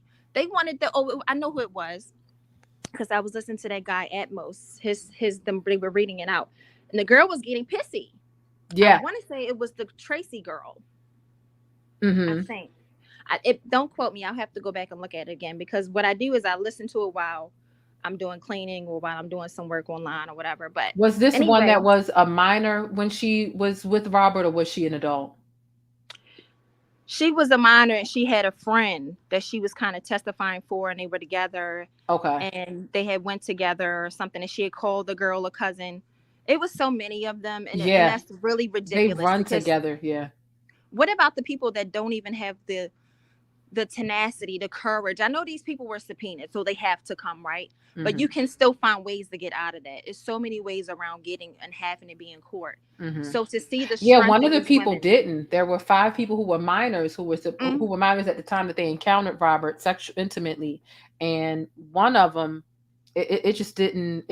Her name, her pseudonym was Brittany, I believe. Never testified. We don't know how. We don't know why. What the reason was, but yeah. Because people are sitting up there making you relive these things, and it's like, that's what it was. I just remembered. It was a situation that's going to come up. I'm not sure if you covered it, or if you've heard this part or read it or whatever on the transcripts. But the woman was saying how Bonjean, I believe, was asking her, hey, so this was after the settlement, after so-and-so year that you hung out with Robert at the club. And she was like, yeah. Why didn't you call the police? And she's like, well, Robert raped this girl and was like, had her fingers in her vagina in the club. That's right. Oh my God. Yeah. The way she just came out and said that, she was like, Dad, you really want to know? He put his hand down my. Yeah. Because it's like, and I don't want to curse on your channel. It's like, you forcing this girl to remember this. She trying to keep it cute. And she trying not to go to bed. You can just feel, even through the writing and her tone. And unfortunately, we were not able to see it in the courtroom because it is federal. But you can just, as a woman, just as a human being, as a good person, someone that's sympathetic and empathetic. I was just like, oh my, no respect for her. Yeah. I don't know how they sleep at night. A woman, not to say it's any different if a man does it, but like, I just don't see how she sleeps at night. And she was just being so dramatic at some point. Oh my God, just tell the truth. Like, girl, this shit was 20 years ago. Some of the stuff people try to forget, you know what I mean? Just because it's not a pretty memory. It's traumatic. And then she tried to sit and play games with the sexual intercourse and the sexual contact. And I can't remember who was the first person that had to lay that out. She's like, what do you mean? The first time he penetrated my vagina, or the first time I put my lips on him? Because you do know sexual contact and intercourse are 2 different things. I'm sure you know that, right? I said, oh, she told her. I mean, she wasn't playing. She wasn't playing, but she was like, yeah, because I don't want to get you confused, because Bonjean was trying to confuse her ass. She was. She tried to make it seem like she was lying with the difference between sexual intercourse being at 16 and contact being at 14. Like, girl, stop. Both of them are teens, in my opinion. And people can say, and this is what really disgusts me about. I love to travel, and I really do have faith in some human beings, But honest to God, you all, please don't judge me for saying this. I just don't understand why would it matter if somebody is 13, 14, 15, 16, even in my opinion, 18 or 19. If it's a teen behind it and you're a grown ass person, what are you getting? There's still your intention there, because I do everything with intent. Your intention there is to be able to manipulate, because the brain is not even fully developed until after the age of 25, no matter if you're in college or whatever the case is. Mm-hmm. So a teenager, period. So the fact that they tried to argue, R. Kelly's attorneys tried to argue, were you 14 or were you 16? Especially with Lisa Van Allen, whatever. She does lie, whatever the case may be, but she still was 18, 17, 18, whatever. The point is, he likes little girls. Mm-hmm. People's children. And so you can only imagine what he's done to his own children. I'm done.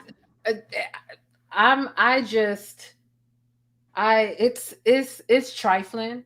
However, I'm glad they're off the stand, because even having not experienced that, it's difficult to read. You like, y'all, when I'm doing my research and I'm like looking at all my different screens, because sometimes I'm here and sometimes at work with my two different screens, and I'm like looking, and I gotta put my head down, and you don't know how many oh Jesus Christ I let out while I'm getting my notes together. It's disgusting. But you know what? The thing about Bonjean is she feels out the people who she feels are more meek. Because with some people, there was one person who was kind of like crying off the stand. And what that does is, if the person is crying off rip before you even get to any meat and bones, and you going in and you being assertive and nice, nasty, the jury is going to look at you like you trash, and they're going to automatically side with the victim. It don't even matter what you're saying. It's going to look like you're being cruel to somebody who's already kind of broken. That person, she kind of took it easy on. I can't remember who it was. There's been so many of them at this point, but she ended up kind of taking it easy on them. I know it's hard, but this is how cross-examination works. She picks and chooses. She reads people based off of who she feels like she can intimidate. That's what it is. It's based off intimidation for her, I think. And it's so different because, like, another trial that I followed closely was Johnny Depp and Amber Heard. And everybody, I was so impressed with Camille and just how she was able to really be good at her job, even though she did give a little bit of sass, but she was so good. She allowed Amber to truly, show her true self. So I think that this Bonjean lady may be confused and may be looking for that moment, but nobody's rooting for you, because this man has been doing these things for over 30 years. I mean, you know what? Honestly, the people who are rooting for her are Kelly's fans. And that's what she's doing it all. That's what all of this is for. It's for her for his fan base. Well, at this point, she kind of got a fan base now too, based off him. But she knows she's going to lose. She knows there's no chance in hell. That's why she hasn't denied it being him on the tapes. However, none of them have. But then at first, didn't he lie like years ago and say that it was like his brother or something on the tape? She's not following that. She's not following that. Yeah, I don't think they're allowed to bring it up in this court proceeding for the sake of duplicate accusations and things of that nature. But she knows she's gonna lose. She knows that. However, she knows she's still gonna get paid. I feel like her reputation is gonna be shot, but she feels like as long as I try I got R. Kelly's fans, because I'm telling you, anytime she's in that courtroom, don't matter what happens, she could get her ass beat and be looking dumbfounded. R. Kelly's fans are gonna say, oh, Bonjean did her thing. She smashed them. She demolished those liars. At this point, she's only soothing and satisfying the beehive so that the scrutiny and you knew he was going to lose, so that it's not there. She's only doing this to satisfy his fans. She knows it's no way for her to win this. No way. The one person who I do feel like has a chance to win this based off of the way that they laid out their defense is McDavid. And it's not that I think he's innocent. I don't think he's innocent. I do believe he laid his eyes on child porn, although of course he's denying all of that and saying he looked at still shots instead. However, he laid out his defense in a way where he would be more likely to get away with this. Give me 1 second. Let me read this super chat from the Notorious Fun to Be Blind. Thank you so much for the $9.99 super chat. I really appreciate that. It says great coverage, Jane, and love to my real boss, Leo CEO. Thank you so much. I appreciate that.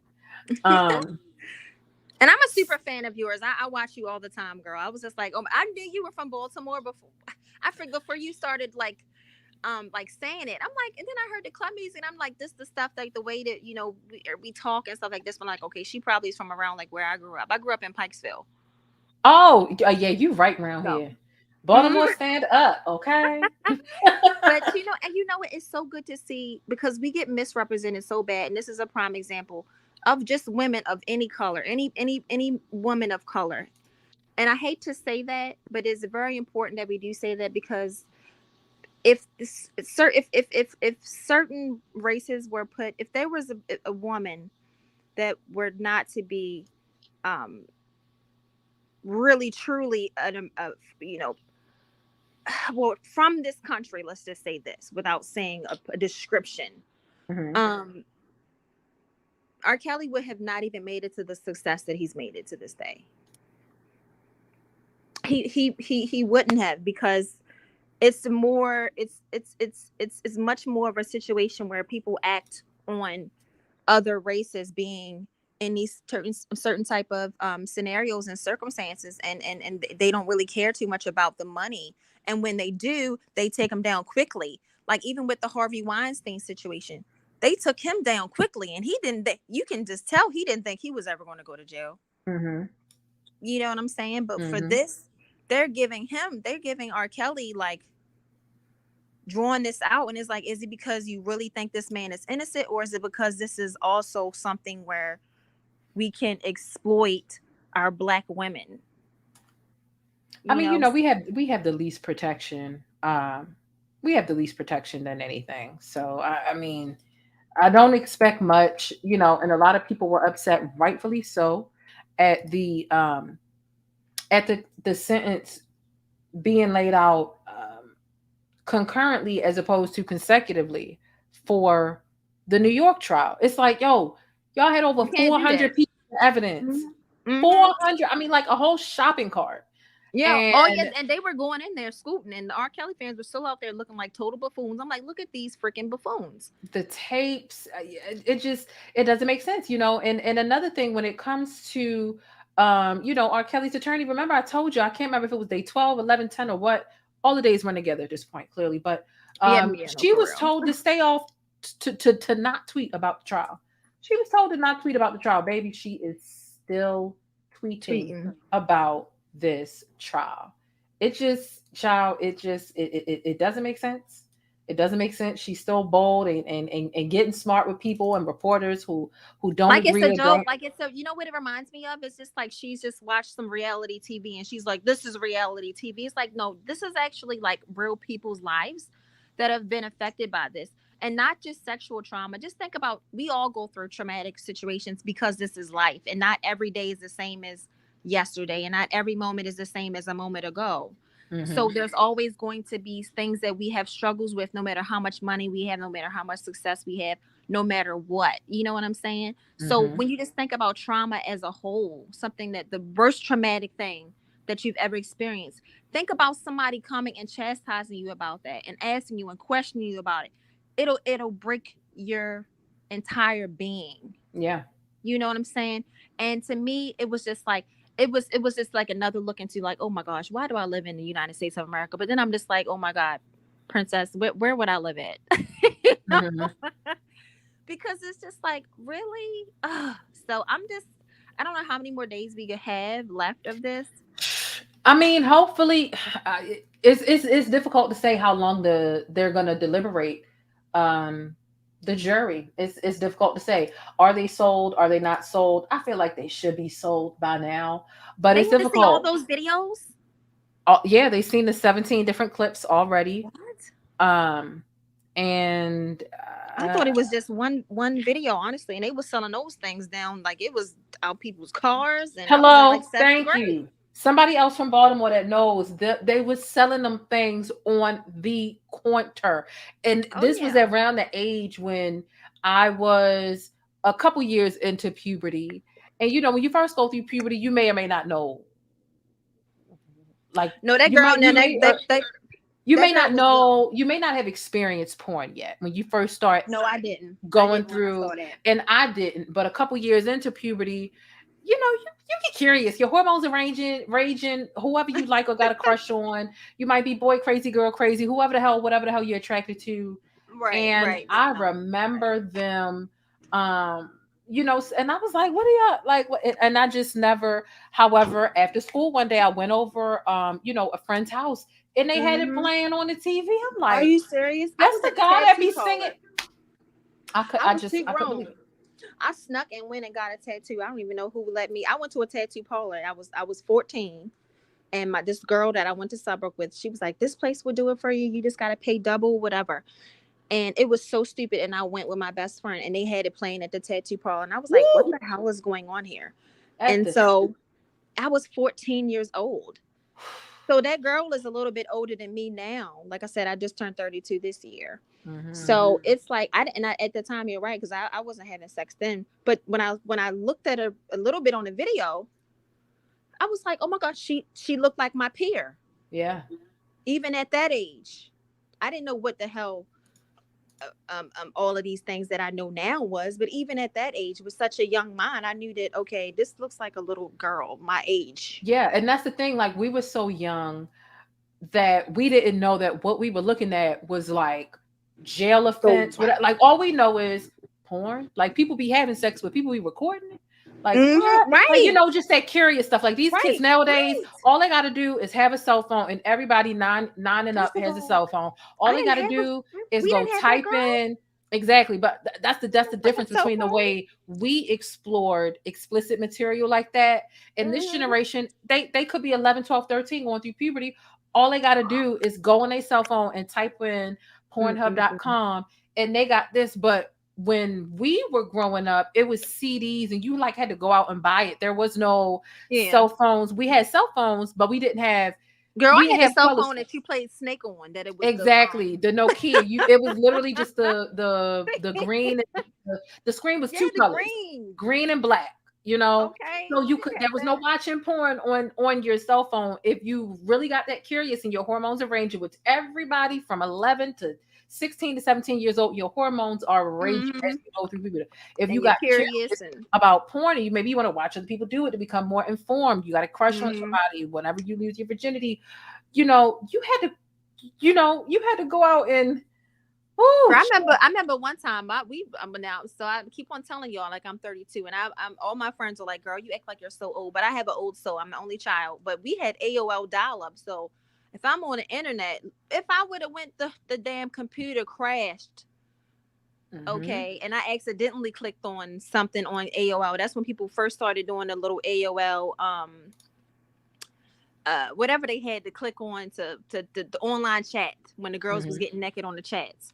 And I had to tell my mom, like, oh my gosh, you know, the computer's not working. She's like, oh, it's got a virus on it. So that's where we grew up. Like, you would get caught, you'll be questioned. It'll be like, you'll never use the computer again. Oh my God. And you couldn't even close it. I remember one time I was using that big old dial-up desktop, being curious. I was 15 years old, and I'm busy trying to look at something. Child, I heard somebody coming down the stairs, and it was like I had to click out, and the computer was slow. We talking about fat back computers. Oh yeah, and getting caught up between being floppy just a curious, all 15-year-olds are horny. You know what I mean?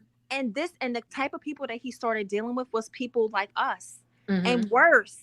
They didn't have access and to I just want to reiterate, there's nothing wrong with being 15, 16, 13, 14 and horny. The difference is if you're mingling with people around your age. If a 16-year-old loses their virginity to a 16-year-old, okay, right? The difference is a 15, 16-year-old losing their virginity or having intimate relations with somebody who's 30, so it's totally normal for teenagers to be that's the process of development. It's I've had some people come through because I've said it a couple times.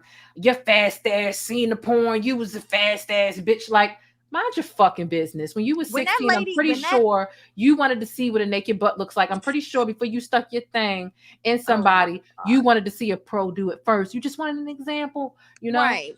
That's just what being a teenager is about. The difference is teens having sex with teens and grown ass people having sex with predator. teens. It's too total. And if you can't get that, then you are far worse than I don't even like to talk to. I'm at a point in my life, I have zero patience for people that I can't get anything from. Like I said, I try to do everything with intention. So I was right there with you, Jane, when you talked to that lady on the phone. I swear to God, I was drop curling my hair. And that lady started getting crazy on the phone. She's still crazy. Loud. She's still crazy. She posts videos every day. Thumbnails look like obituaries, child. She burning in hell, got all this fire behind her and shit. What? And child, don't and she still got it going on. And you know, it's so many people like that. Then you said something about these people was fighting in the courts, people getting slapped and showing titties and stuff. It's like, what?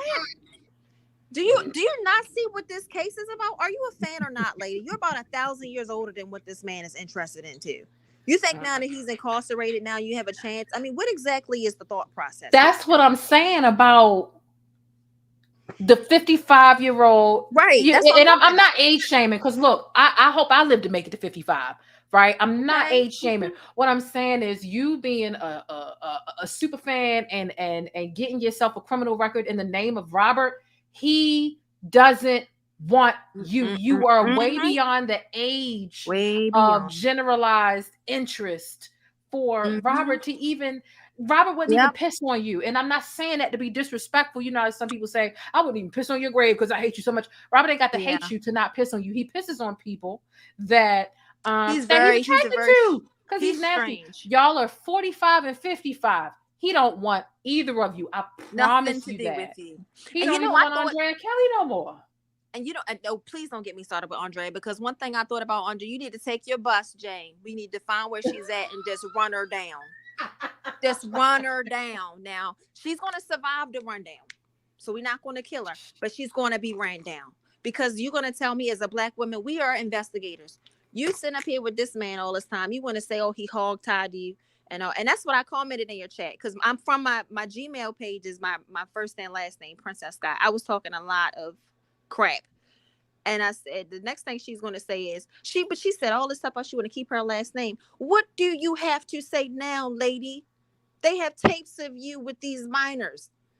As a woman, you know how a woman's bodies look, because you saw your body grow as you got older, year after year after year. You also know a baby face too. Like you know, and if anybody knows it, it's Robert, because that's what he's attracted to. He doesn't like a mature looking face. He's not. There have been a handful of 30-plus-year-old women who Kitty Jones is one of them.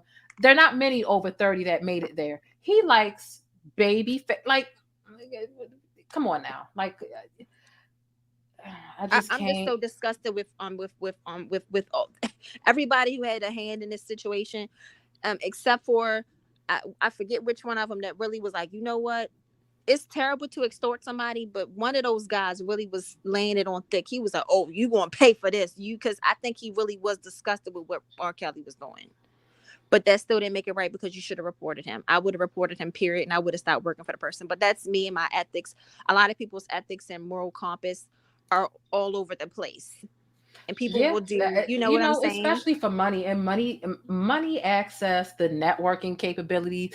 No, you get kicked out of R. Kelly's or any celebrity of that status. And R. Kelly, what he was then before all these stains, is probably, I'm trying to think of an unstained male superstar. Let's just go with maybe a Usher, right? Back in his peak. Like, I was gonna say, okay, before that whole who wants to get kicked up? Well, before that, but at least he doesn't have any predatory thing. Herpes and being a predator are different. Yeah. So it's not like his moral compass is detached. We've never heard of him in that sort of situation. But who wants to imagine being super cool and close to an Usher and then being kicked out of his circle, or like Brian McKnight or somebody. Right. And at their peak. Yeah. And then to lose the money too, and then you gotta worry about your friends asking you, oh, you don't work for the such and such. No, oh, what happened? Connections and stuff. I could imagine it's embarrassing. However, as soon as you become of age and you realize, child porn, like it wasn't until I was probably I think like 22, 23 that I realized, yo, People I are out seen here that like that. R. Kelly tape, and Right. that is illegal. Like child, but when we were 14, 15, 16 growing up. I didn't watch the whole thing, so it was illegal for us to even look Me at either. I didn't watch. Yeah, I over some. And I'm like, what are y'all doing? Like, what is, and I ended up leaving because it just got weird. Like, I'm an I intimate. just saw the pissing. I remember the pissing. I remember the pissing, and I remember her dancing around. That's all I really saw. I didn't really see anything else on it because I wasn't at the parlor too long. But a barbershop, niggas ain't shit. God. Oh yeah, at the barbershop. I mean, everywhere. I mean, and the fact that, and the thing about it is, and then I don't know how old R. Kelly is, and people want to make excuses. Oh, the man can't read. If this is the Beehive's definition of or excuse, oh, because he's been molested and what his sister did and his grandfather's his father. So many people in the world get sexually abused by the closest people to them. That does not make it right. You think I'm out here now looking at children and touching children? You know how I am? I don't have any biological kids. My little niece and my little nephew, when they go to the bathroom, I make sure I tell them, when you go to the bathroom, you don't let nobody touch you. You let your mother touch you. That's it. Mm-hmm. Period. And I'm mean about it. They don't need to know why I'm mean about it. It's just like, go in the bathroom, lock the door. Don't sit on the toilet. Wash your hands twice. Use a tissue to open up the door. It's those kind of things. You know what I'm saying? Mm-hmm. And so you don't get it. He doesn't get a pass. You don't get a pass because you can't read. I'm so sorry, but you don't. You know why?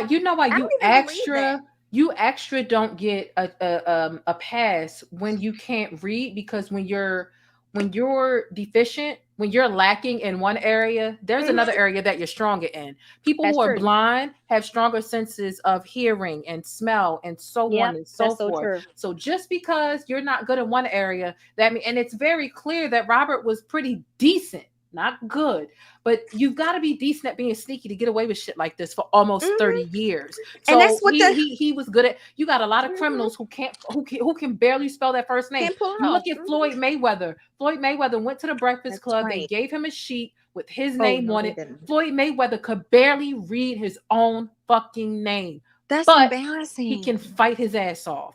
Floyd Mayweather is illiterate as hell. It doesn't mean that he's lacking in all other areas. So that's a bullshit excuse. Because if you're lacking in one area, you pick up in another. You ask a deaf person, or I'm sorry, a blind person, how they hear. They listen to the sound bouncing off of the different objects based off of the size of the room. So I don't want to hear that shit. It just means that there were other areas that were heightened, which is why he was part of the reason why he was so musically inclined, in my opinion.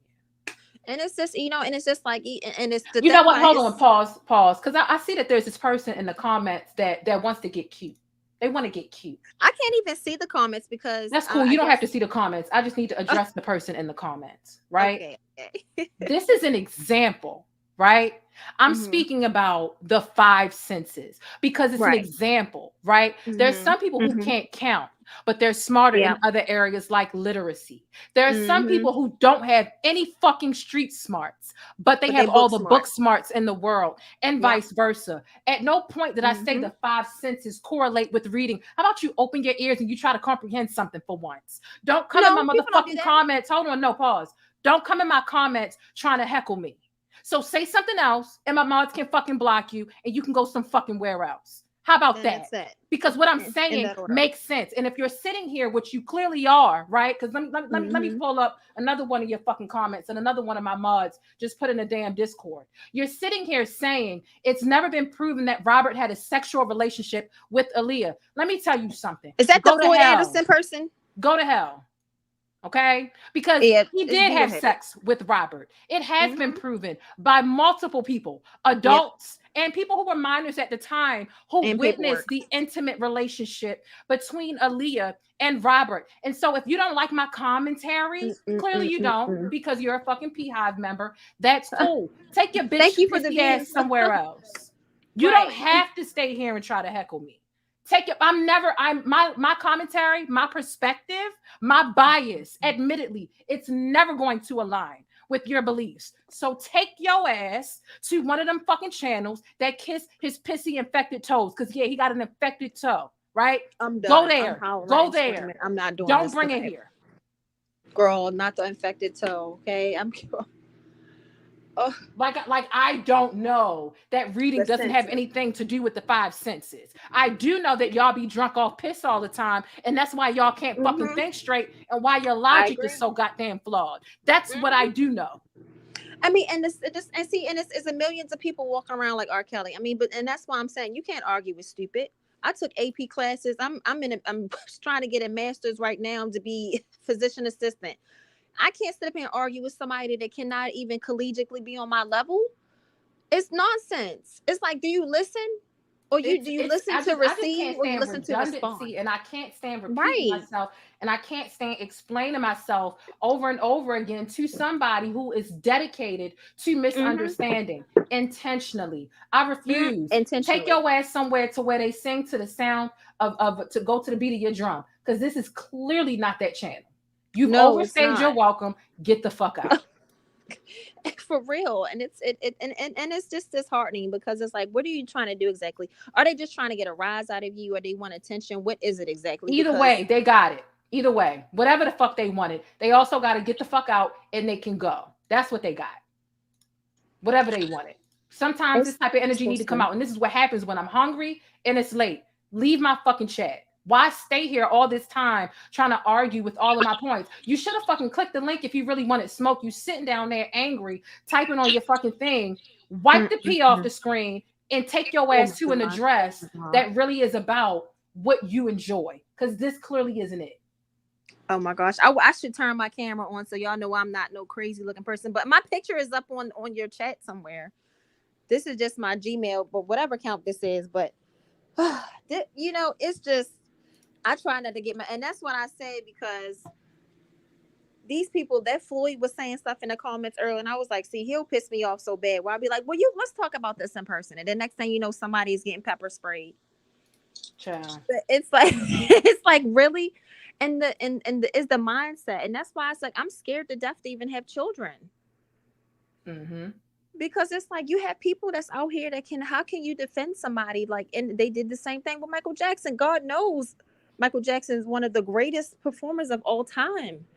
But just because you're a great person or a smart person doesn't give you a pass to have these terrible, terrible things about you that terribly affect people's lives forever. We can't pick and choose how long somebody takes to heal. You know, and so my prayers are always going to go out to all the victims that are heard and have been unheard, because there's no way that out of all of these decades, Jane, if that's your real name, Jane, out of all of these decades, these are the only women that he's done these things to. And it's already a lot. So if we sit and think, can you imagine the women that he's done this to, that mothers and fathers have said, hell no, you can't go? Can you imagine anybody getting married to somebody and being married, I don't care if it was 5 months, and them not fucking? Absolutely not. Can you imagine that? They got married, for God's sakes, and he did that to cover his ass. Yeah. They fucked. And then if you look at just the timeline, as soon as they got married, and look how quickly it was annulled, and look how that was the last time that he was ever even able to produce or had a song with Aaliyah at all, period. She never spoke on him again. He never spoke on her again. They never was even they were totally separated. You know what I'm saying? After that album went, and then he's so in your face about it. He's such a narcissistic. I don't understand I thought narcissists were supposed to be smart. But he is certainly the most, I mean, the idiosyncrasies that he comes up with. It's just, he thought he was invincible. He thought he was invincible. Age ain't nothing but a number. And your monkey ass is in the video. Are you kidding me? R. Kelly's lucky to be alive, because it wouldn't have been going like that. Okay. They talking about ain't no proof. You got his old attorney that came out and said it. You got minors at that time that came out and said it. The wedding papers. Like, what are you? And that's the thing. Like, I refuse to sit and be in a revolving door with the idiocy that the beehive spews, because it's exhausting to have. 1 + 1 = 2. It's not 11. It's not 1100. It's not 22. Right. It's fucking 2. Regardless of how many times you want to change it. Like, that's what it is. Like, I because just, you know ooh. what, they're the same. They're super fans. Those are his fans, I believe, are the people that would sign on to his campaign, that would go right along with him and say, I want to be with him, be on the Gayle King show saying, I want to be this and defending it, because they're in the psychosis that you can't make sense of crazy. You cannot. We never going to be able to, Jane, ever. Because when it's nonsense, there is no making sense of it. That's why I'm like, these people that's going to call in, if there's one person ever that can call in and give us some insight to about why exactly it is that they truly believe that this man is innocent and he's just being picked on, I'll be older than Queen Elizabeth by the time we hear that. I promise you that. Rest her soul. It's gonna never happen. We won't even mess around and have any damn YouTube anymore. That's how long it's gonna be before somebody can come out and give us any type of insight or clear answer as to why this man should not be. And he's lucky that he hasn't done anything like this in a state that has the death penalty. Yeah. Isn't that a coincidence? I don't think it is. It's the stardom. It's the money. You know what I mean? At first it was like, cool, let's not touch you because there are benefits, people he can pay off and things, you know, but when the court of public opinion kind of outweighs that and you're black, let's make an example out of you then, okay? There are too many people there are way too many moving. Think about all the people who testified in the last trial mixed with this trial, the people who are going to testify in the next trial. It's just too much to hide. And you can ask anybody in the Chicago area. They'll tell you in a heartbeat, oh yeah, he used to be in the school parking lots. Oh yeah, he used to be, you know, so it's too much. Are you serious? Oh yes. You know, so it's too much for the courts or whatever to even try to sweep under the rug for the sake of, you know, asking him for a hefty donation to shut the fuck up. It's too much for them to do that. But, you know, I do believe that he paid off several people in the Cook County courthouse. It was found out that he paid off a couple officials as it pertained to the documents for the marriage certificate, the fake ID for Aaliyah and all that stuff. So yeah, you know, it gets to a point where we'll take some payouts, but if this gets too loud and we can't contain it, we're gonna have to make an example instead. It'll just flip on you. Yeah, it. Oh, her thing dropped. Maybe her phone died. All right, let's get into the next caller. It completely dropped. She was in the middle of what she was saying, so I think her phone dropped. Let's see, where are we at? All right, we got one more caller. Let's bring up Dawn. Dawn, let's bring you up. Dawn, look, I know you feel some type of way because I done seen the type of comments you've been leaving on the videos. I know you see that the chat be eating you up, but look, here's what we're gonna do. I'll bring you up. However, I have a limited amount of time. I can't sit here till 5 a.m. no more, 4 a.m. no more. I'll be oversleeping, calling out. I can't do it. I have to try to take care of me, and I'm trying to give y'all more than one show tomorrow. So I'll bring you up. But I think we're gonna have like a 20-minute limit. And this is the last call. And that's that. Okay. Are y'all ready for Don P to come up? Don got some things to say to y'all. He said y'all hate him. Don said y'all hate him.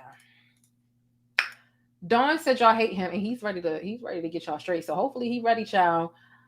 Let's get ready. Hey, thanks for letting me keep you connected and in the know with what's happening in the black world. Don't forget to smash on that like button for support and for more black news. All right, let's get Dawn in the building. Dawn, hey, how are you today? I am excellent. Can you hear me okay? Yeah, I can hear you great. Okay, great. Because thank you for calling in. Well, thank you, Jane. You know, I appreciate you. I know how it is, you know, when you're trying to work and you're trying to establish another thing, it's hard. It's hard, especially if you're not doing your own thing because you don't have control of your schedule. So folks need to, you know, appreciate that. If you're working for them, you working 16 hours a day. Even if you're working for yourself, you're working 16 hours a day if you're really getting it in. And I had to work for myself out of necessity because, you know, the higher we go, the less they like us. I mean, I even seen things where it's like, oh, where they tell they might tell a EEO officer, don't bring one of don't bring one of them. Don't bring one of them up in here. Phil just did a video today with another sister that changed her ethnicity, and then she finally got interviews. She got 4 interviews. And then there's a study about the $17 trillion in GDP lost because they won't hire people like Don P. But anyway, yeah, I think I threw in the I threw it in the general comments because I needed people to know. Yeah, Don P goes to federal court, he goes to state court because Don P is a trained barrister. For as much as he needs to be. And also, Don P is a former law enforcement administrator, i.e. Don P ran a police department. Oh, you ran a police department? Yeah, here in California. Hold on one second. I hear echo. Do you have me on another device? There's no volume on it, but I can take it down. Yeah, I just. Oh wait, no, there's no volume on it. I can take it down though. Yeah, hold on. Let me see. Okay. It seems like I don't hear it anymore. Okay, wait. I just took it off. I just took it off just because the nuances of these things between the laptop, the tablet, the other computer, and I usually rock my phone. But at any rate, y'all walked into the bailiwick of what we were talking about. Matter of fact, let me let Don P open this up because Jane is live. So let's get it. Oh snap! Let me get you bigger on the screen then. Oh, that's my. Do you have you got headphones? Not in here, dagnabbit. Okay. I don't have any headphones in here. All right, let's see if the echo kind of go away. All right, go ahead. Because I'm in the studio and that's probably what's making it echo because I don't have because I got a 12 channel mixer that I'm learning how to use and microphones and all of the other stuff. So we about to get it. And you're about to see a change in our title too, because me and my boy is about to get it. Don't stop get it. He just got neutered. No. He had a little blowout. If you don't know anything about little dogs, they have anal glands that sometimes have to be expressed, and the anal glands they build up this fluid so that when the dog excretes, it doesn't leave its scent. It's a protection from predators. Snap.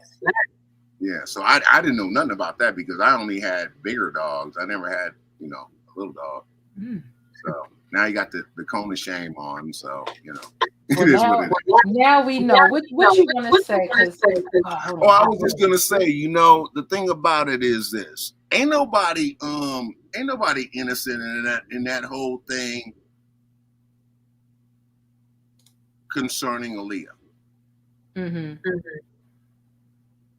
Her mama, her daddy, her uncle, her cousin, ain't none of them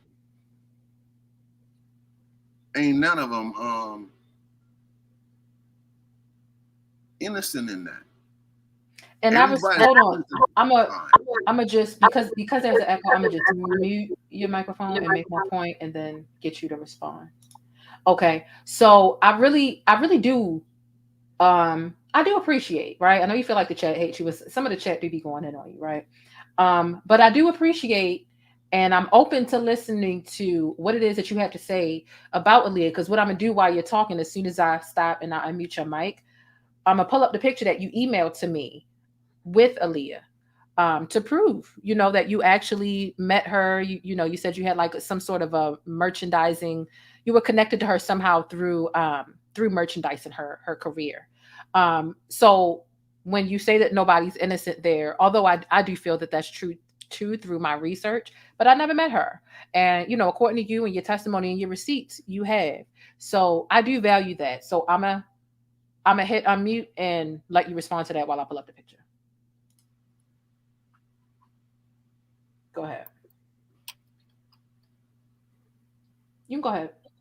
Oh, I was waiting for you to pull it up.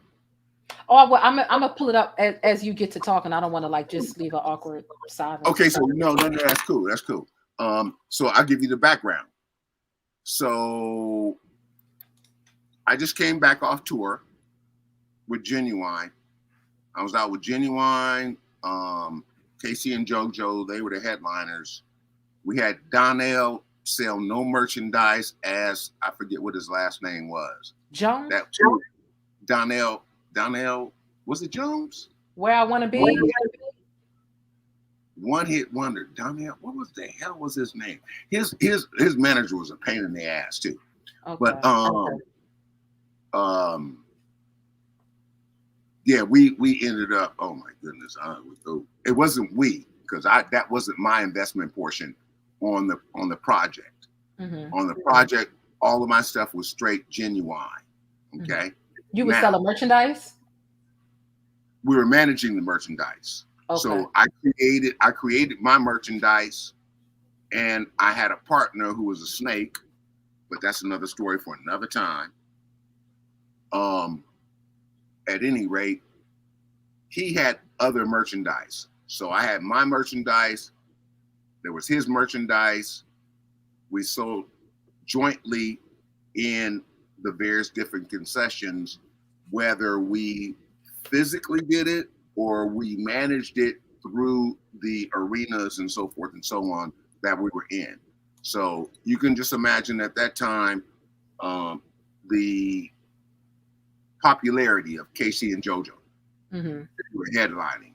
And then we had some other off dates with, oh my goodness, the craziest one we had was with Red and Meth. And I wanted to, I'm gonna swing this back around into what this is all about. So I just come off tour, and I was putting some things together with some other artists that I met on tour, because we have one-off dates and stuff like that. So like Nelly, trying to remember who else was on that tour or on that period. But at any rate, at that particular point in time, Genuine was being managed. When we started the tour, Genuine was being managed by Aaliyah's cousin. Excuse me, let me take that back. Genuine was being managed by Aaliyah's cousin, because I thought I got it twisted. Aaliyah's being managed by her mother. Mm-hmm. Okay. And Aaliyah's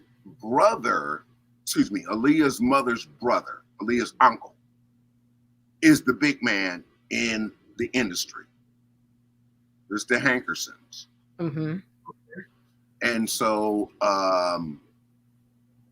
that's how that connection got made between R. Kelly, because R. Kelly was being managed by Aaliyah's cousin as well. Mm-hmm. So his label was Blackstreet. That's where you get the if you look up the Romeo Must Die soundtrack, the t-shirt I'm wearing. Mm-hmm. And then also the jacket that I'm wearing is a local radio station jacket. Mm-hmm. That my company created. Look at you go. So at any rate, I just come off tour. I've been off tour like maybe a week. And this was an MTV event. Who Wants to Be a VJ? And this was the episode that hosted Aaliyah. And so since I live here, I was like, oh, what happened during the tour was Genuine left her cousin. This was the recent tour or back then? Back then. Okay. He left her cousin, and so we had to get all new band members, because all the band members and the dancers were all contracted under the management company, which was her cousin. Mm. So when I came out there, they knew me from being out on the road. So it was like, get this nigga VIP pass, get his ass back in. Mm-hmm. And so that's how that all hooked up. And she was like, hell yeah. Hell yeah. Mm-hmm. My manager, and let's get it in.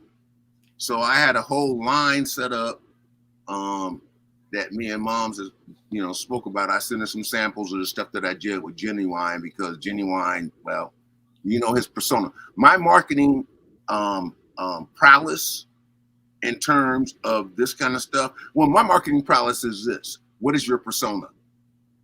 Mm-hmm. What is your persona in the marketplace? Is that how you got Aaliyah's merchandise together? Leo, can you get down? Yeah, you know what? And let's do this. I'm gonna drip you some pictures and we can talk about them later. Cause I don't have a problem with being that nigga you love to hate. I don't know if you know about this one YouTuber named Demetra K, but she's connected with, a pretty big platform, and she's on, and I'm one of her mods. But when she does her show, her main show, she has her guy Donovan on, and Donovan's a reforming Democrat. So, they go in on him on the chat. And he's an older brother that, is established and don't take no shit. Mm-hmm. He's a pilot. So, how folk, come on, Jane. It's like, if y'all ain't never read Post-Traumatic Slave Syndrome, y'all need to go get Dr. Joyce Gru's book and read it. It's in the library, so you can read it for free. But go read that so you can start to understand yourself, so you can maybe start some self-healing. Me, myself, out of necessity, I had to get a professional because I had him. And I wasn't trying to lose my space because of him. So I was like, oh, what's that hustle? Oh, okay, I need that that pet deal thing. Mm-hmm. Yeah. So, I got a medallion and everything, but the medallion. So you do some of everything. Girl, I don't want to say I do some of everything, because I don't. I mean, it's like I kind of know a little bit about some stuff, but you ain't trying to pay me for that. You trying to pay me for what I'm trained for. So my background, I'm an MBA from KU, who did his studies internationally. It was a KU back thing. So I've lived internationally. I lived in Europe,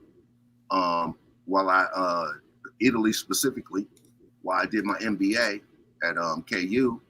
And then I did a couple stints at Berkeley, gaining certain professional education and marketing and facilities management. So I couple that with that. My undergraduate's in law and politics. Gotcha. So let me ask you. I forget I had to hit mute because of the echo. Do you have anything to say about Aaliyah or the trial? I don't mind your story, and I know you got an extensive story. But do you have anything to share as it pertains to the trial or Aaliyah? Absolutely. Am I moved? Okay, absolutely. This is part of a bigger distraction, if y'all haven't noticed.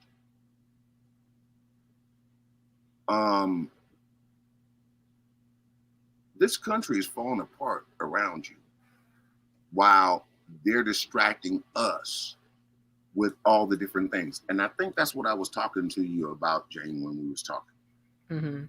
Yeah, because there's a bigger picture, and we got to get back into our conversation. Mm-hmm. There's a bigger picture. Folks, this is distractions. They already know what they want to do. Why do you think his attorney is who she is? And the other thing is, I question about who he is. They don't have a problem with putting somebody up on the what do you call that? That rotisserie thing. Mm-hmm. And watching them skew and us being distracted about what's really going on and what really affects our lives directly.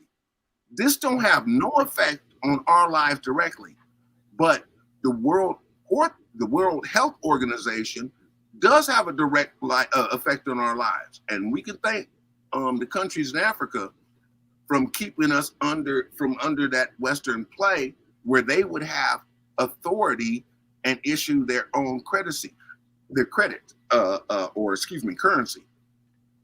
Do y'all know that they about to flip the switch? Uncle Joe about to flip the switch in December. This was a legislation that was footed by Obama. They about to flip the switch in December. Guess what you about to go to, folks? Digital currency. They getting ready to do it in Europe. Is it October? Is this? Yeah, October. October. I think it's October. Either October or November. They can switch. Do you know what that's going to do to you? But these are the distractions. Y'all got to pay attention. You see I'm here, but I still know about this. So you don't have to do one thing to the exclusion of the other. I like to get on my sister Jane's channel because y'all hate me. So, child, they hate you because you're going all around about. And I'm like, I keep trying to bring you back. Do you have anything to say about the trial or Aaliyah? No, it's a circus. And if you notice, they got another circus coming up, the George Foreman circus coming up. It's a circus of distraction. I mean, yes, ma'am. They don't have a map. They put him on the rotisserie. I think and it's a natural. They want you to watch this nigga go round and around and around while they burn him, while they burn you, because you're not paying attention. I'm converting everything I got right now into gold that I'm not going to leverage to equity. That I'm not going to leverage to put into my escrow account for the property I'm gonna buy in Africa, because I'm out of here. I'm not gonna be the next black man they torture, kill. Child, is you fucking kids? Huh? Is you fucking kids? Me? Yeah. Not at all. Well, you shouldn't be the next one then. Oh, no. I don't want to die. I don't want to die. My thing is, I don't want to die. We on the hit list. As black men, we on the hit list in one way or another. Because here's the deal. You can't run a society, or you can't rule over a people if you have alpha males. You can go check the history of America on that one. You can't overrun a people if you don't have alpha males. I mean, if you have alpha males, because we'll fight you, and that's American history. We'll fight you. We'll kill your ass. So this is, man, the feminizing of black men in America. See, I'm 58 years old. I've seen all this stuff go down. And now it's just, I mean, this is circus stuff, from Bill Cosby, from Michael Jackson, name it. Name it. See, now they just moved into the money lane. Before it was Emmett Till. Now they moved into the money lane. These old dried up ass white people. That's that. And then it's like, you know what? Dude did what he did, but this is part of the merry-go-round. It's a merry-go-round for sure, but hold on, let me hit you while I just say that. Yeah. It's a merry-go-round for sure, but it's not like he's a random person that they picking on to make an example out of. Do they make an example out of people who do wrong? whether it's a big or wrong, yeah, but I don't think that they're targeting him. He made himself a target by openly doing this shit for almost 30 years. A whole clip talking about they should have did it 30 years ago, So I don't think it's a government concocted distraction. Like, you know what? Let's distract the world with Robert. Robert put himself in their qualms. It's like me going to the hood in a Maybach in a Cuban link chain that's $50,000. Am I just a victim of a robbery, or did I make myself a fucking target in this in this neighborhood that's full of poverty? Like, I think it's a natural distraction. I could go out here butt ass naked right now. It don't mean I'm trying to distract people. It means I'm sick, but it's a natural distraction.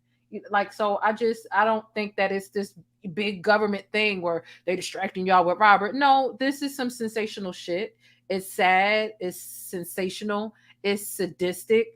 And sensational is not always teetered towards a good thing, right? There's a such thing as negative sense, shit being centralized. But there are a lot of people who their default is primarily the Beehive. Y'all just trying to bring a black man down. Y'all, the system. Oh, it's always y'all black people. Oh, why can't you talk about the white pedophiles? Why you got to talk about the black pedophiles? Like, first of all, a pedophile is a pedophile. I don't give a fuck if you're black, white, green, blue. A pedophile is a pedophile. But for you to encourage, not you, right? But just in general, you try to bring up some people. He was just trying to buy NBC. He was just trying to buy his masters. That's why he is on tape. It's not even a conspiracy. This is on tape. There are a lot of stuff that's a distraction, right? Like, naturally, like, if I was to go and be the only woman, and I'm sorry, it's late, so my mind is whatever, so I'm about to head to wrap this up. But, like, if I was finna go pick up some food and it was all naked men in the damn restaurant, they're naturally a distraction. It don't mean the government put them there to distract me from, to stop me from noticing other shit that's going on in the world. Like, Robert did this to himself. Robert did this to himself. That's how I feel. 100%. If you had me on tape getting down in the 80s with one of these, cartel families, at that point you have a choice whether or not you want to prosecute me in a court of law. You have a choice. Mm-hmm. You could choose to use that against me or not, depending on what the statute of limitations are and what your plan is. See, I can become a useful idiot later, as long as I have the goods against you. People have to understand this. When you're out on the road, and in no way whatsoever am I trying to provide any type of defense or excuse for Ara. You did what you did. You knew what you did. Mm-hmm. And you should have known the consequences of what you did before you did it. He knew it was wrong. That's why he was sneaking and trying to cover it up. That's why I don't really have a whole bunch of, excuses for him. It's not like he didn't know he was ignorant, right? I know hurt people. I know he had a past with unfortunately what his sister did to him. But he knew what he was doing was wrong. No. You ain't getting no passes from me. Exactly. I don't give a fuck what was done to you. You ain't getting no passes from me because you a grown ass individual. And you know what? If you fucked up, seek help. But you ain't gonna fuck up. You ain't gonna create a legacy for other people. No. I don't get out like that. No. Sorry. But I will tell you all this about the game. Does the game have something to do with Aaliyah? Because that's what we really want to know. Well, it's just the whole tour thing. And it's different. You know, it's different for women than it is for men. Hold on, let me say this. I don't want the echo. I'm about to have to wrap this up. And a lot of us just want to know, like, kind of like what you know about Aaliyah. You know, you sent us the picture. It's amazing you met baby girl.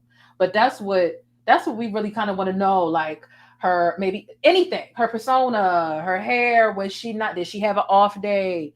Were there people who were mean to her? Like, what do you know about her? That's what we really want to know. Okay. So, unfortunately, that was the only opportunity that I had, because if you check her timeline after she did the MTV Who Wants to Be a VJ, that's where that photo was. Mm-hmm.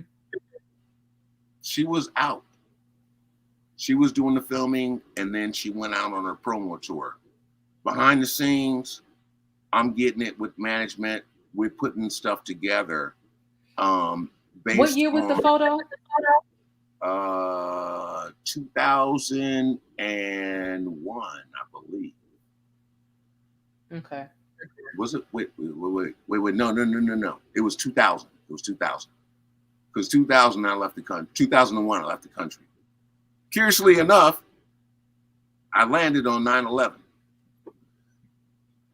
Yeah. On American Airlines. That's a whole nother story.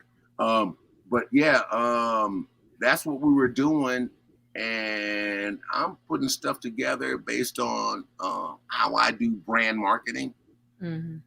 And I'm watching the news and I see this. And that it was like my sister, because I was like, you know, in terms of working relationships, I was close with Pac in terms of getting to that working relationship, doing merchandise and stuff like that. And then he got killed. My sister's like, dude, I think you're a jinx. So anyway. You've done a lot, and I'm anxious. Oh shit. You've done a lot, and I'm anxious to hear about it. I gotta pull the plug on this thing because I gotta go eat and take care of myself, child. Because I'll be at work tomorrow like a zombie. The people will be watching the replay, enjoying it, hating you, like you say, loving it, whatever. I don't know. But I gotta stop neglecting myself just because I do enjoy live streaming. I've got to go. But I appreciate you coming on. I look forward to what is it? Emailing you behind the scenes to see and having those conversations. And maybe getting an interview together. I think the people would love to hate it, as you like to say. As you like to say. So I'm gonna unmute you in a second, let you say your goodbyes or whatever. But thank you so much for coming on. I hope that you have an amazing night, and I'll unmute you. Well, I hope y'all will really support this sister, because she is so dedicated to her craft that she deserves your support. And I want y'all to quit, continue to hate me, because I'm gonna come up with some more controversial stuff about people that you don't, that you may not like. So yeah, I'll be that back chat that you love to hate. Jane. See you. Have a good night. Sleep tight. All right, bye. All righty. That was Don P, everybody. He says he calls himself the guy that you love to hate. So I'll just say that, right? Because that's how he coined himself, the guy that y'all love to hate. That's the guy that y'all love to hate. Woo chow. I am hungry. Hungry. Hungry. Oh, thank you, Atmos. All right. I think that's it. Of course, I did kind of plan on doing another show, but baby, I gotta be alive for work tomorrow. And I gotta be alive for work tomorrow so I can take notes live while the trial is going on, while they're in the courtroom. So I have a lot of work to do. I'm a little behind, but we're still here, right? I think we at the highest amount of people we had in the chat was what, 775, 780 or something like that. So it's dope. Y'all enjoyed it. Y'all missed me. I missed y'all. This stream was a little longer than I wanted it to be. It took a minute to explain the fight, the motions, the paperwork before we even got into what was going on in the courtroom. So I'll make sure to put timestamps down below. If anybody ever watching my streams, especially if you're watching the replay, if you just want to put some timestamps down below, that'll help, right? Some people have subscribers, they be watching and they'll be like, this is a timestamp when they talk about this and this. Please feel free to leave timestamps in the comments if they're accurate and whatnot. I'll pin it. Timestamps would help, but after I spend 2 or so hours live, for me to go back and listen and do the timestamps myself, baby, I'm not doing a 2-3 hour show and then going back and listen to my 2-3 hour show. Like I can't, but I know that timestamps are very helpful because I utilize timestamps when I'm watching other people's channel. Troll Farm Buggy sent a $10 super chat. It says, shout out to Don P's Photoshop and dog might be on perk 30. Not Troll Farm Buggy, you know what? You really live up to your name. Not Photoshop and perk 30s at the dog on. You ain't right. You ain't right. Let me get Tyra Banks on here. But you're not. Stop it! I have never in my life yelled at a girl like this. When my mother yells at this, it's because she loves me. I was rooting for you. We were all rooting for you. How dare you? Learn something from this. You go to bed at night, you lay there, and you take responsibility for yourself. Y'all is crazy. Y'all is crazy. I ain't gonna lie, the dog did have my attention. I guess it's just because I like animals or whatever. I was paying attention to the dog. Anyway, I'm tired. I'm hungry. I'm getting ready to go warm up whatever was cooked an hour ago down in my kitchen. Figure out what is going on downstairs and eat, get some sleep so I can be bright-eyed and bushy-tailed for y'all tomorrow. We started this live kind of early today. Tomorrow, we will be starting the lives a little bit early. It's just a matter of whether y'all are going to get the third live tomorrow or not, or whether y'all are going to get the third live on Saturday. That's the only thing I have to decide, but y'all are getting 2 shows tomorrow. God willing, if nothing else comes up. Shade Gem Dropper. P, I think that's P Brooklyn Mom sends a $20 super chat. It says, thank you for the live, Jane. Your show is always informative. The dog said, don't trust me. Y'all know what? Y'all ain't right. Why y'all talking about that? You know what? I think I sympathize with the dog because I remember when Leo had to wear that collar when I got him neutered. All animals hate them cones, and it just be like, oh, you just want to. When dogs have on, when any animal has on a cone, you just want to like, oh, because you can tell they miserable as hell. But anyway, it's just my little animal side getting to me. Let me go to the bush because y'all out of pocket. It was gone. Let me just go in the bush and weep. Let me just go in the bush and weep. I just have to go in the bush and weep. Really. I don't understand. I swear to God, I don't understand. Y'all is crazy in this chat. Like, I cannot with y'all. Y'all don't want Don P up here teaching y'all things about life in the world? Don P was up here trying to put y'all on game. Don P was up here trying to give y'all education, special education. Stop sleeping on Don for real. Education, special education, psychiatric medication, juvenile incarceration, emotional frustration, and premature extermination. Don P was trying to put y'all on, okay? He was trying to put y'all on, and y'all just some hating ass busters. But anyway, let me go ahead and get off here. I have got to eat. Okay. I've got to go eat. So I love y'all so much. I love y'all so much. Am I missing anything? He said I love it here. That's what the doggy's saying. All right. Y'all have a good night. Y'all stay beautiful, black, and blessed. Let me make sure there's nothing I missed. I believe I gave y'all all the documents, all the info. Right. I gave y'all all the info for this show. I love y'all so much. Thank you for all the super chats. Thank you for the people who joined the membership. Y'all are dope.com. And I'm gonna catch y'all. I'm so tired. I'm out of it. All right. But I am sending y'all positivity, good vibes, all that stuff. Make sure you follow me on Instagram. More so, make sure you follow me on Twitter. Okay. Make sure you follow me on Twitter. And I'm gonna catch y'all in the next video. Okay. We're gonna be here early, a little bit earlier tomorrow, earlier than 10 p.m. Okay. And that's that. Okay. They said I'm coming out the bush. All right, y'all. Let's get out of here. Y'all know I like to tell a couple jokes before I go. What's going on? What is going on?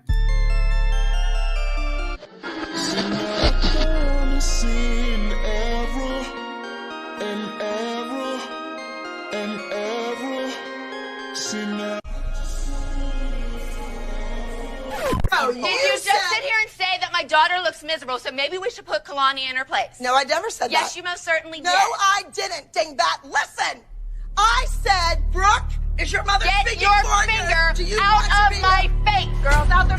Look how many people in here. Let me see. How many? Hold on. How many? It's like, how many? Like 7.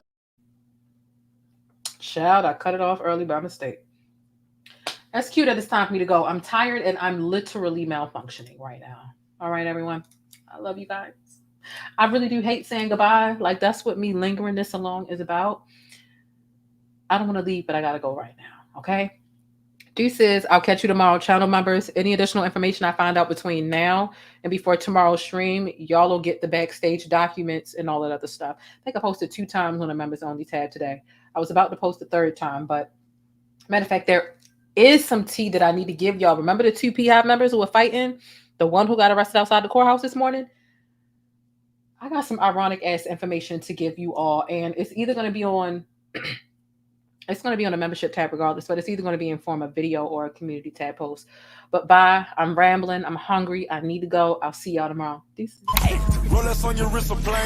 But that's it. If you want to catch more of my commentary on Black culture or vital and trending information, be sure to subscribe by hitting that little circle in the middle of the screen, or I'll catch you in one of these rectangles to the right in another video. I'll see you there.